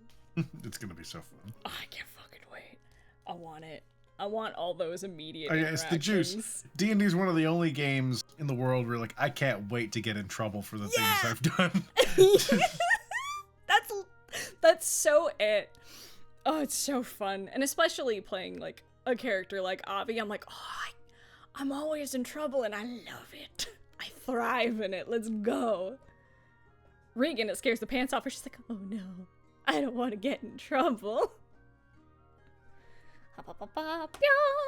Oakley doke.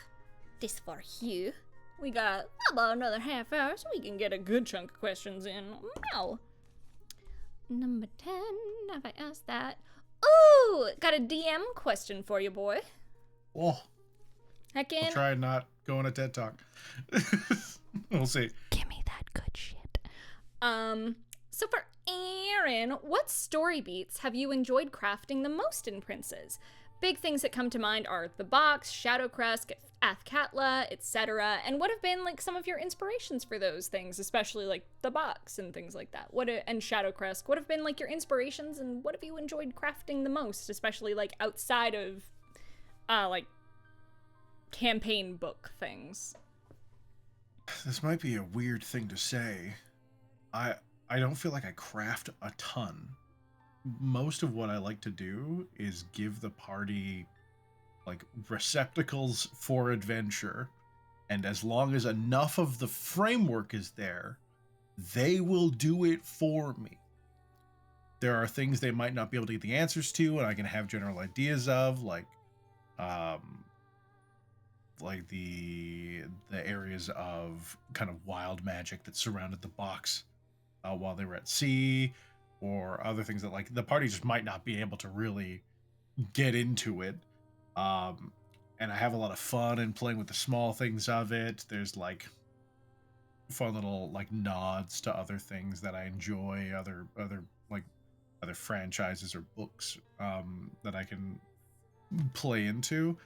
But most of it is like I only need a few NPCs and a thing, whatever that is. In this case, like the box is a great example of like there was stuff connected to Alif already, just in their backstory, and they needed something done that Alif didn't know what. They're like, at a future date, I will need you to do a thing. And then Alif happened to show up at the perfect time to be like, hey, I need this thing gone now. And they're like, yeah, all right, let's do it. And now the party is in possession of an ancient evil artifact.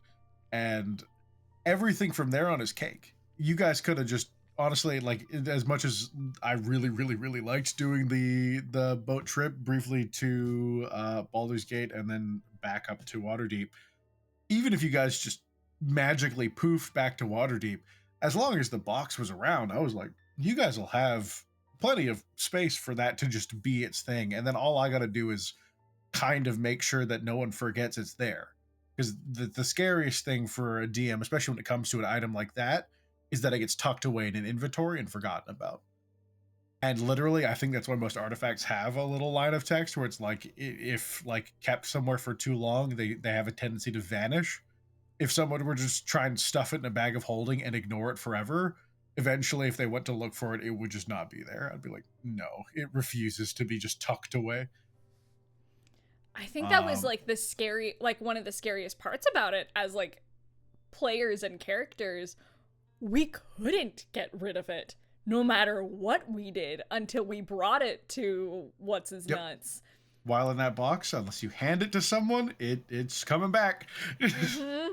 That is the only, if it is in someone else's hands, it's their problem now.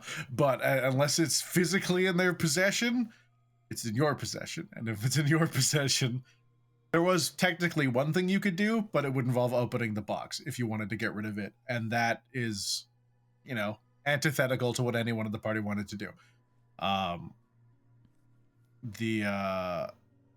than that, like Shadow Kresk has been a lot of fun for me, and that's been me really poking into again a lot of the stuff that Krusk is giving me, along with just being like, what would be fucking cool.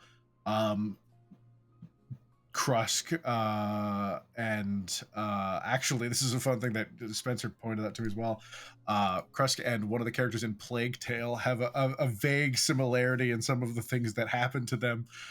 And he's like, are you plague tailing me? And I'm like, I'm not, but I could.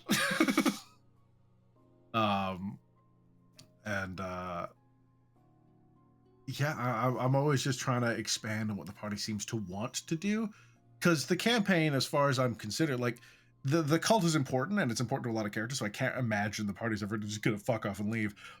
But like I said at the beginning of Strahd, like if you guys want to go be farmers, do that. I don't know what, I probably would be like, hey, can we take a break shorter than normal so I can try and figure out what the fuck we're doing today. But you know, that's what random encounters and other things are for. If you get if you guys hijack a farm, you're like, this is our farm now, I don't know, I'll be like, orcs attack. And there we go, that's the session. And then I'll figure out why actually, like, you know, run the adventure properly, and I'd start prepping in advance for things to happen now that I know what the party wants to do.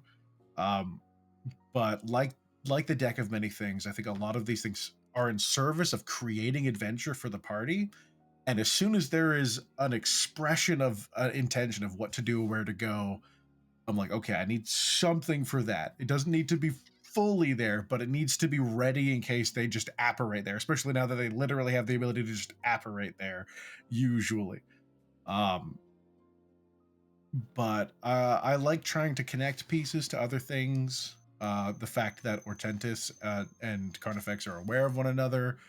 The fact that all of them can kind of smell the strange magics and like the not quite plain touches, but the fact that most people, if not all the members of the party and princes, are touched by things outside of themselves. Mm-hmm. Everyone has like either a guardian of some sort or a god behind them, or strange shadow beings, and so there is a distinct, like, they are not just like other people.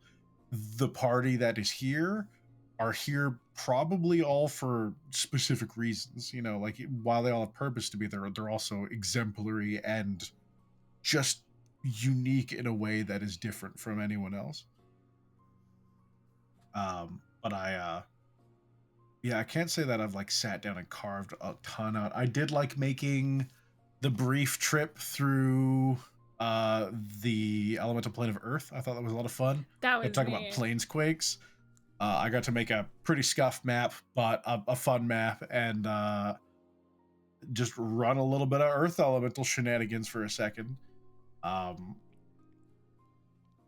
if anything, it's always going to be my baby Carnifex. He's my favorite bad guy. I love putting him in things, and he's been like bubbling in the back of my head ever since Xanthric existed, and that's been like 6 or 7 years or something. I love that. I love having like, this is my thing. Let's find a way to weave it in. And I think it's been really interesting because it's led us to contacting Strahd characters. It's led to a lot of what's going on now. And I think for a lot of us, we're like, so Carnifex is something. We're just like, hey, yo, go here, though. And we're like, so we might have fucked up. And that's goes back to an early conversation we're having is fucking up is fun because it leads to good shit. Leads to the juice.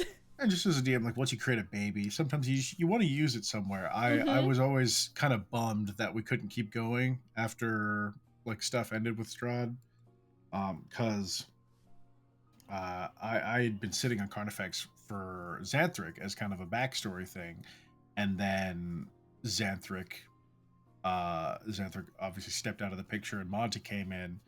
And he's like, I kind of still want to be connected to that. So we had a whole thing about Monty being affected and directly like tortured by this dragon. And so like that was the first creature I'd ever appended a title to.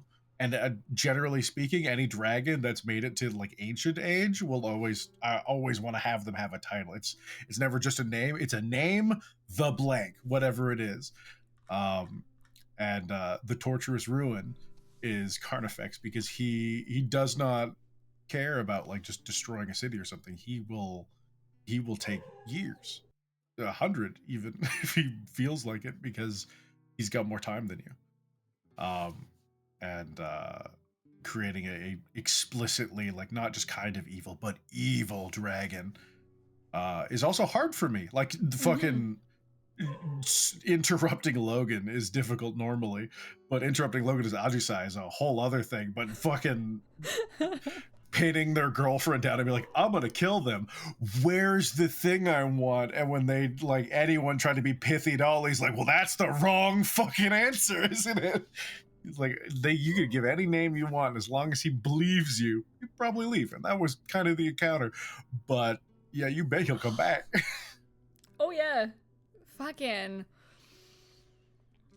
He very much, he has time, so he's gonna play with his food, is really how it kind of like left me feeling. Like it both, like when I was like thinking about it, like from like Regan's point of view, she was so fucking shaken, and that's how I know it was good. Is like, yeah, no, he genuinely likes causing pain. Like he is awful and evil, and it's fun. Like there's nuanced enemies, and like there's obviously a lot to him. Like he's a dragon in service of fucking Vecna. there's there's a lot just to unpack right there. It's like, what the fuck? Holy shit. But he's actively engaged in cruelty for the sake of cruelty, and that makes him really, really interesting to me as a villain. That he's like, no, I want you to hurt because hurting you is good to me. And those enemies are really, really fun because they're very easy to hate, but they also create a lot of delightful mayhem and havoc.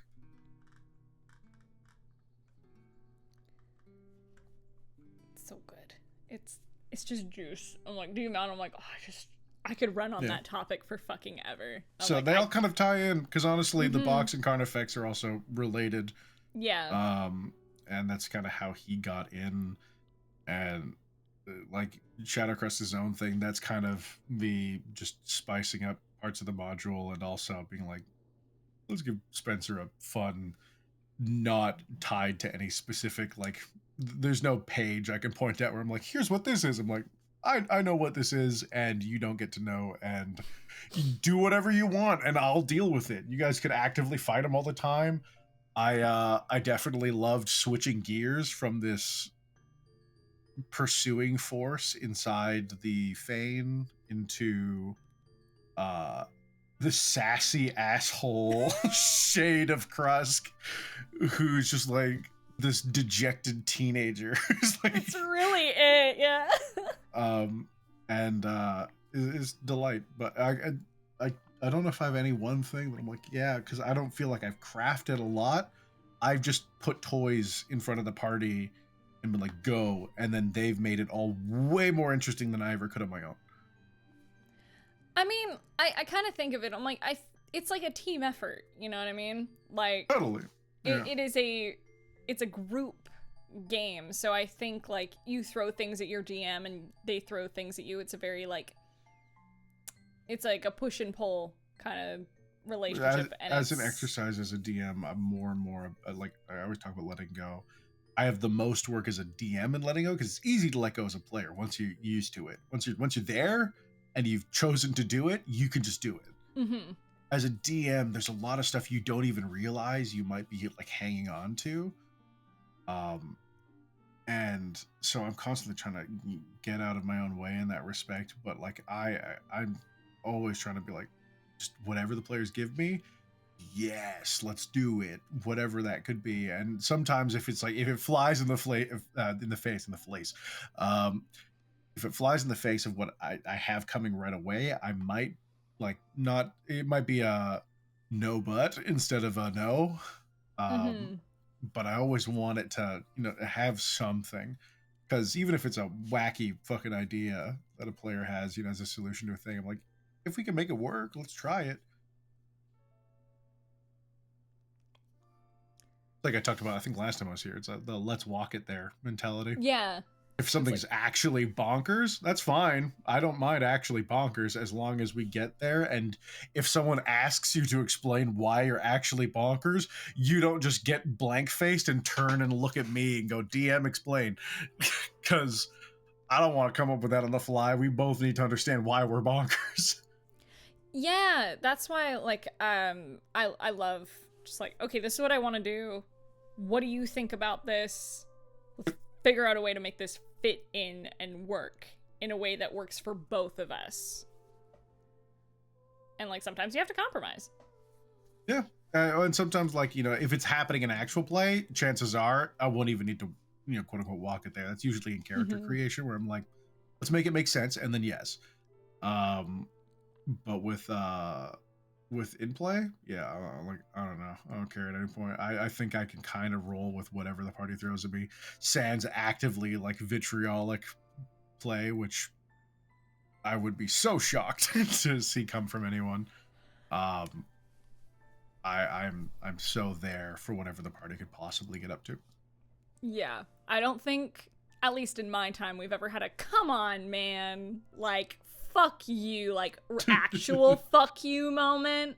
Yeah, no. And I'm like, at the end of the day, it's like, at the end of the day, we love each other. And, you know? So I TED talked. I don't give a shit. Yeah, I don't have any particular one favorite. If I had to pick, I would say Carnifex, but only because he's my baby. Yeah, I love Carnifex. I was because I'd heard. I think I've talked to you about this, but I can't remember because I'm a forgetty bitch. But I was super excited when Carnifex got introduced. Like even when we just saw when like Ajisa and Regan had like the vision of him flying off, I knew. I was like, is that motherfucking Carnifex? Because I'd heard whispers from like the players from the Strahd campaign about this fucking dragon. I was like, man, I'm jealous I didn't get to interact with that shit. That's sick as fuck. And then I 'cause did, and I was name so only. excited. There's depending on how long I think a campaign's going to go for, and this is something I'm probably going to renege on. I used to have the habit of wanting to save things. This is a thing a lot of people do, especially with like I made the comment about items. Where people will try and hoard all the cool magic items so you get them at the appropriate level. I'm like, no, fuck off. Give your players a Ring of Invisibility. Give them the Eye of Vecna. Give them a Vorpal Sword. Is it busted? Will it fucking fuck up the balance a little bit? Yeah, probably, maybe. So you can either give it to them in the context that they need to get it somewhere and then it will no longer be in their possession. It's a common way to do it so they can have it for a while. Or, I don't know, deal with it. Your DM, add more things. Give them things to cut the heads off of. Let them decapitate a pit fiend. Like, shit's great. Let me cast Pass Without a Trace forever. Because the truth is that most campaigns never break level 10. Like 99% of campaigns are never going to break level 10. So if you want to use a fucking Vorpal Sword, give them a Vorpal Sword. What's the harm? Yeah, they're gonna insta-kill some enemies. It might even be the boss that you think is really cool and special. And if you really need that boss to come back, like if that was supposed to be the whole session, then have Orcus show up and be like, I am not done with you, rise. And then they come back as a zombie then, and then they can fight them again. And it'll be all cool, and they can be out of like a Dullahan, and then you can't decapitate them because they don't have a head. And it'll be fucking sweet. Just do it. Just give them the thing. It'll be fun. The same thing is true with a lot of other stuff where it's like you kind of want to hold back on beats. And so there was a lot of stuff that I didn't really get into in Strahd because it was like that is for outside of Barovia. And a lot of the people's stories was like, you are in Barovia. Your story is, I want to not be in Barovia. And then I had people like Ashley, who I kind of loosely was like, I think Session 1, I was like, yeah, you're Vistani, aren't you? And I played with that, and by like the end of it, I was like, yeah, that locked in on that as a DM. Because tying a couple people in very, very closely let me kind of give them moments to have a lot of spotlight while other people had things to look forward to. The downside of that kind of gameplay structure is that if you aren't playing super long term, then if the campaign just ends and you don't get to keep going with those characters, you never get to those other people's stuff. And that can feel stinky for some people. So I'm definitely trying to be better about that and let everyone kind of have something without tying up everyone to always be related to the thing going into all the time, because it's that living world thing I talked about earlier again, where it's like we can allow for some fantasticism in that like everyone could be related to everything all the time because they're the party, and the reason the story follows the party is because they're related to everything all the time. But letting some people be like, this is not my beef, like that was my mantra for most of the Cauldron post humanization of Miriam, is this is Lexi and Flux's business. If Lexi wants to murder Diane, that's on them. I don't think they should, and here's why. But I do not have the right to tell them no. I can't just say you can't do that. So kill away if that's what you need to do. I will make sure you don't die, is what I can promise. And Flux's thing of get in the robot. Your dad loves you. Get in the robot. Anytime they kind of wanted the outside input on like what to do with some of those things, I'm like, this is your show, brother. Like, if not now, when? So, I definitely kind of always wanted to push the spotlight back onto them because that's their time to shine. This is where they get that juice. I've had my spotlight. I got good on. We're good for now. I became I'll get back Boo. at some point, or I'll get some dumb fuck thing to say, and I'll get the chuckles, and then I can move off stage again. So I've lost myself, but yeah, I find that it's very easy to lose kind of story beats, and I loved seeing a lot of people's backstories. Like, I want to get more into Hadrick's. There's a lot that Hadrick had going on that we never really got to explore. A lot of it came out with Jolene, but seeing the ramifications and effects of that is not really possible. Not without going and playing as those characters again, and there's so much work involved with it that maybe it'll happen. Like, I'm super receptive to them doing that, but right now that involves Ajisai leaving, and Ajisai is where Regan is, and if Regan's not leaving, Ajisai's not leaving, and if Ajisai's not leaving, Jolene can't show up unless Logan wants to play Hadrick and Ajisai at the same time, which I don't think they want to do. Yeah. I do not see a universe where that would be a hyper positive and receptive change. Also, the work I would need to do, I would have to add like 7 monsters to every encounter. Yep. Oh, plate mail wearing Sunsword boy along with this Sword Saint fiend.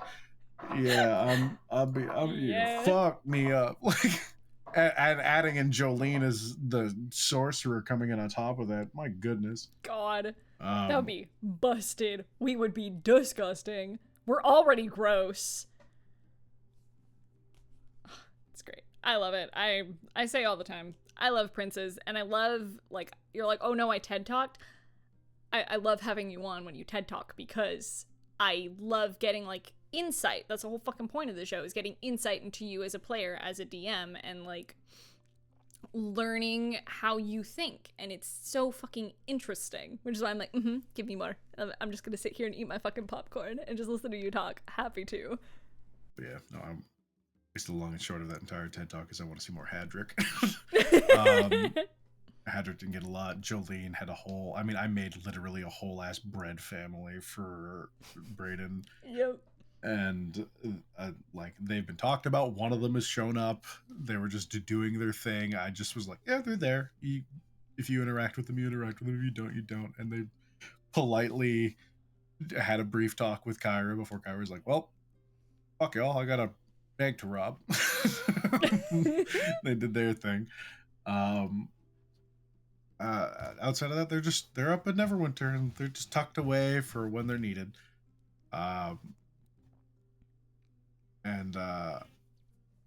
touching the kind of other stuff that there's, more with Devin. Obviously Devin came in a little bit later, and they just kind of wanted to have their backstory is very quiet in the part of themselves, and also was another one that I'm like, I think I could have done better, and I already have threads that I'm like, if I was running it again, I, as a now much more experienced DM, would probably have thrown some soft threads for things outside for Devin that were kind of coming for them at the point, that I couldn't really do then. And hopefully we, depending on time and a bunch of other things, might see that in some of Prince's stuff. And if we don't, we don't, because we just might not have the time. The critical pain of guests is you can never really do everything you want with them, because we want them forever, but we can't have them forever.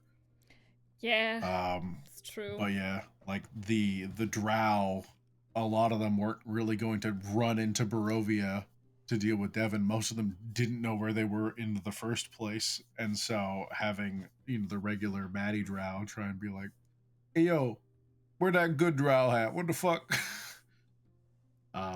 Would be difficult in Barovia, but I could run that a lot. I mean, there's so much I could run a lot better now, because I'm way better as a DM than I was when I started that campaign. It's hindsight and learning learning from what you've done previously and going, okay, well, here's how that went. Wouldn't do that again. But here's what worked.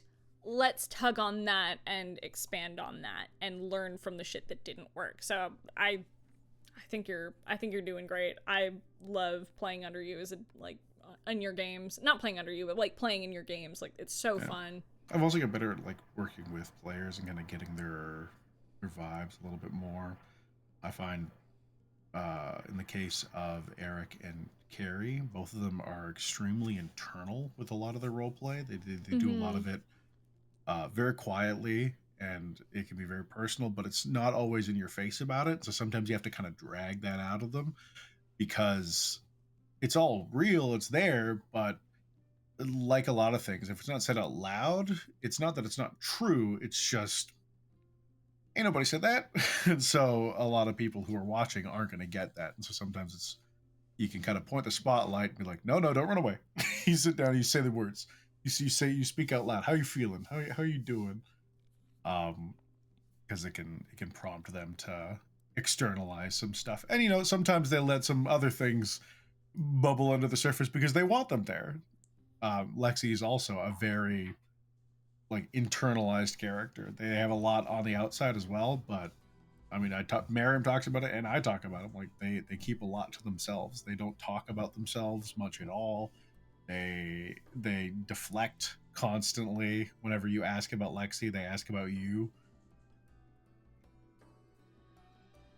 And so it's a fun game that I, as a player in Vestige, now do. Where if I see Carrie kind of doing a little quiet role play, I'm like, "What's up? How you doing? You want to say words?" And they're like, "What? I don't know what you're talking about." Like, I think you do, bitch. Yeah, I take a great deal of joy in poking the bear in that respect. It's so fun. I love witnessing that shit. Oh, so good. All right, I think we got time for one or two more questions, if that's cool by you. Yeah. Yeah. Do all of them. 7 hours Yeah. video. Let's Let's go! We'll have Alejandro playing Lethal Company in the background. It'll be great. We'll get a good as a Bracken eats him. It'll be great. Okay, I'm gonna re-roll that one. Yo. Okay. It's just for me, I guess. I'm always so awkward when I'm technically guesting my own show. I'm like, I guess I'll answer questions that I asked you to ask me, chat. Yo. Okay. I asked that one. Okay. For Regan. Yay. I love Regan questions, my lady. Do you think you made the right call splitting off from Krusk to have a gal's retreat, quote unquote, to your home in the woods? Or would you rather have taken him with you so you could keep an eye on him? Okay, so Regan said as much. I think she said as much in game. No, she did. I'm trying to what? It's been a month. I gotta remember what the fuck I said. Into the grove? Yeah, it's that Regan, she's like, I can't bring him. As much as I would love for all my friends to come see where I'm from and see my home and meet my family, because they're her found family, and she loves them all so dearly. And she, like, Spence and I have talked about it as well, is Krusk and Regan love each other so much. Like, they really do have such a familial bond, and they care so deeply for each other. But she could not risk bringing that thing into the grove, because she's like, it's connected to the cults. It's that thing Kyra was seeing in the fucking void that fucked her up, maybe fucked me up. We cannot risk that. And it's kind of breaking her heart a little bit that she can't bring Ajisai, but she trusted and trusts that if someone needs to subdue Krusk, Ajisai is very strong. She's watched her fight countless times, and she knows she's a strong-willed person as well, and will subdue Krusk if need be. That's why she's like, all right, Maxine and Ajisai are staying. Great. Casper, while not an amazing influence because he trusts Krusk a little too far, especially right now after the cards and everything, she's not thrilled about Casper being with Krusk, but he is a stubborn boy, and she could not have convinced him to come with her. And I don't know if that's an energy she's ready to unleash on her family just yet without the entire group there. Because, oh, buddy. Like, Yeah, he'd be really excited to see that grow up. oh my god. Especially because it's like, let me tell my dragon dad, which is another factor where it's like, this is supposed to be a secret. No. You know, I don't want you to tell your dragon dad where this is. Because, it's gonna happen, maybe. Who knows if they'll ever go back. Regan's really wants to introduce Ajisai to her family. Because she's like, this wild thing that's making my heart sing. I love her. I love this one right here. Don't know how much fucking mom's gonna be into that, but she'll have to deal with it, I guess. But Regan, whether it's making the right call or not, the Krusk stuff really fucked her up, like emotionally. She is struggling really hard with it because she cares so much about Krusk. And she couldn't even tell him that she was disappointed in his actions because she said it to him. It's like, I've already said these things 1,000,000 times and you're not listening anymore. There's nothing more I can say or do to convince you or to help you help yourself and to help you see. You're just not going to listen, and you're not listening to me. So what else can I do? I'm going to trust other people to look after you because clearly I'm not the one to do it, and you're not going to listen to me. And she kind of feels like a joke to Krusk sometimes. Like he knows, or she knows that, like he takes her like magical prowess seriously because she's very powerful.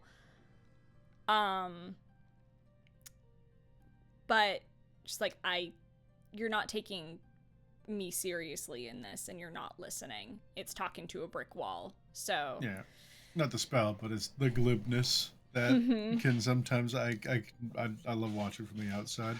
I also love that reasoning wise, neither is explicitly incorrect. Yeah. And so it's watching two people who aren't necessarily wrong disagree and talking about the pros and cons, about like what is worthwhile in this, like how much would you sacrifice or do, and how much would you play with something that you don't exactly know what it is if it means a possible net positive result. And Regan and Kruskar, they couldn't be more unaligned in how much they feel opposites about that. It's been really, really fun to play with. And I'm very excited for, at the time of the recording of this, we're playing tomorrow, and I am chomping at the fucking bit. I'm so excited. But yeah, no, she would like to keep an eye on him, but she doesn't have the emotional strength to right now. She is kind of at the end of her rope, and was very pleased that while Devin initially was like, I'm gonna stay here, she's like, I need more people. Like, I love Kyra, but I'm like, she likes Devin a lot. She's enjoying the kind of like budding friendship there. And I think she really needs friends right now. So she was very pleased that Devin agreed to go with her. It's like, cool, I get this sweet ass I get Kilala, I get Devin and Kyra, and I'm bringing my dad home. Going home's gonna be a whole different thing, but honestly, that's something I can deal with more than Krusk right now. So, yeah, that's that. She's having a time, and it's fun.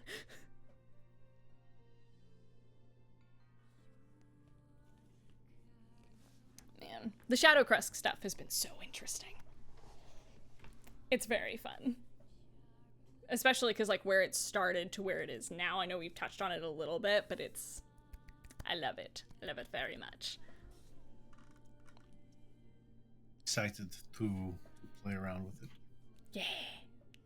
All right. I'm gonna I'm gonna ask one more question, because we started a little later, and we're Going a little longer. This is fine. We've tangented, and that's fine. Okay.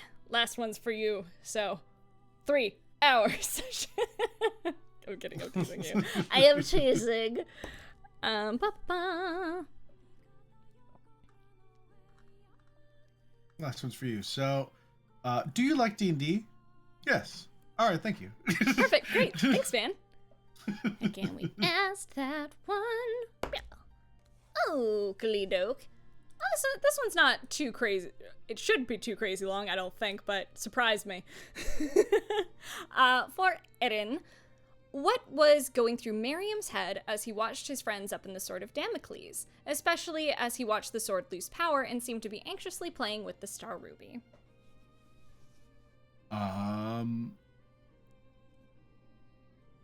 A lot of it was, again, a feeling of not being in control. One of the biggest things that Miriam's generally done, even from the beginning, like way back, session 1, 2, 3, is that Miriam would lead from the back by just telling Quinn what to do. Because Quinn would tell everyone what to do. And so if he told Quinn what to do, Quinn would do it. And so as long as Quinn was doing it, everyone would do what Quinn did. And so Miriam always had a soft ability to affect things, or at least make it so he thought everyone would be like safest. And he tried that in several ways. In Honokuni, he very briefly, tried doing that more from the front, and that didn't work out great. And so he kind of just felt helpless and was like, don't die, win, beat up Vestius, because yes, that's good. Yeah. It was just, it's hard to get into other than helplessness is really the core word of it. It confused to a degree, obviously, because we didn't really know the mechanics of everything. The underlying bubbling jealousy of being able to be in there and be in space. Yeah. But yeah, there's usually a couple things going on with Miriam, but there wasn't much to do, and so it's one of the situations where it's like, I know I am incapable of anything, and so I will simply watch, because that's all. That's it. That's what am I supposed to cast Call Lightning through space? Because if I could, someone better show me how. Because I wanna. It's okay. We'll go find Greg, and he'll teach you exactly that. Just that. Space lightning. Space-omancy. Addo-spacey. Yeah. Yeah, by the end of everything, you felt sad, because Mofo got obliterated. But up until then, just, yeah, lightly anxious. Also, not unconfident. One of the biggest things he's been doing since, like, you know, giving Lexi the arm and everything else is like, I am going to assume a general level of informed consent across the board. He's like, I've been with these people for months now, retroactively a good deal of months, and I need to trust that they know the dangers of the things we do, which is why he's like, okay, you understand the context of this armor and everything with it. I think you can use it better than me. Do you want it? They're like, well, that's yours. I'm like, sure, but I think you can use it better than me. Do you want it? And the only reason he gave it away is he's like, I need to accept the fact that the Crystal Wind's still coming for me. That's not going to change.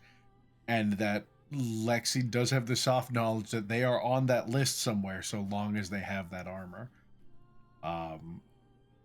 Because it's unfair to treat them like they can't do that. And it's one of the only reasons Miriam's had it for so long is that he's like, what am I going to hand this to someone else and get them killed? Like, we've seen what they can do. Even beforehand, we've seen one attack from them. They fucking Tetsaiga through a portal in space. Like, they're terrifying. God. They sent ice crystals between continents thanks to the Esper. They're terrifying. But to kind of, in a way, especially in regards to Lexi, that's another way that members of the party have kind of softly infantilized them, which is weirdly translated, I think, to some viewers also softly infantilizing them, which isn't fair. Like Miriam was like, they're literally over 3 times my age. Like they are, or I think, just about. They are someone who have done a lot more in life than he has, like in a very restricted way, but they've been a spy and they've learned and done things that Miriam would never have had the opportunity to, because they need to be able to blend into different aspects of society. And when you understand Lexi through the context of being a spy and how they basically are reflexively never giving anything away, they make sense in kind of a different, again, it's another lens to look at them through. Even the way the first basic interaction Miriam and Lexi ever had was he's like, "Hey yo, wanna fuck?" And they're like, "What?" And he's like, never mind." And that was like infantilization number 1. He's just like, "I don't want to explain sex, like what sex is to someone, so clearly this is a no-go." And it wasn't until like probably a week or 2 later, after we had been around each other enough, that he's like, "You fucking lied to me." God damn it. And they're fascinating in that respect. But not just them, obviously other members as well. It's like they know what they're signing up for. That's also why he's getting mad at people when they're like, "This is your fault." He's like, "I said out loud what we were doing and you said okay. Like you lost the right to be mad at me. You agreed to this." No, like, I'm not taking your shit for, "Oh, Miriam, you did this," especially for the Fiera stuff. He's like, that came with the package. I didn't even agree to that one. Yeah. And so he's pushed back on stuff like that more, and related things, but across the board, yeah, he kind of just had to rely that the party up there knew what they were doing enough that they would be okay, because to do elsewise is to think negatively of his friends, like, or at least the people like around him. He doesn't want to do that. Why would he assume you guys are incompetent? Like, no, they're gonna be okay. They will get out of it. We always do. We will. Obviously, fear versus what's actually happening, but it's that kind of conflict of, no, they'll be fine. Right? Like, I hope they'll be fine. Yeah. No, it was very interesting. Oh, so good. This episode was so good. Thank you for being on. Thank you for tangenting with me and heckin' giving me such juice. I love it. Tangenting. Yeah. And I appreciate that about you. That's why I love our conversations. Mwah. Mwah. Alright, teenies. Well, that is all the time we have for today. Is there anywhere people can find you, Mr. Parnell? You can always find me on Net19, obviously. You can also find me on Tuesdays and Fridays over at twitch.tv/FrozenFrost, where I play stuff, currently Escape from Tarkov, but sometimes Baldur's Gate, sometimes whatever I feel like. Just kind of go with the flow. Hell yeah. I suppose if you want more of me, you can find me over on Twitter at HeyBaleVoice, Instagram HeyBaleVoice. Huh? Yeah, we do. Dork. You can find me, I guess, on Blue Sky. I open it like every 2 months. Oh, yeah. It's there. I have it to hold my username. Until the day they let me use GIFs, I'm not using it. But I wanted my username. If you want to see me streaming outside of Net19, you can go twitch.tv at ScyllaAria, SYLLAARIA, where I'm a little fairy VTuber who's a giant dweeb. So it's just me, but behind a little fairy, and it's great. If you want more Net19, you can join us Monday through Wednesday for gaming streams with the cast, alternating Wednesdays with Wits and Crits. Thursdays, we have our alternating D&D games of Princes of the Apocalypse and Devils Might Surrender. And of course, Saturdays, at least for the last 1 to 2 weeks of this month, my heart is breaking saying this, we have Vestige of a Fucus. We are running extra Devils Might Surrender games as well on our off weeks. And if you're interested in merchandise, or you just want to know more about the team, you can visit us at nat19show.com for all that wonderful information. We just ran a really, really, really successful Kickstarter where we raised over $200,000, and that is insane. So thank you guys for that support, so we can make this really cool setting gun. It's gonna be a good time. I'm so giddy about it. Thank you guys so much for watching. We'll see you very soon. Goodbye. Bye-bye.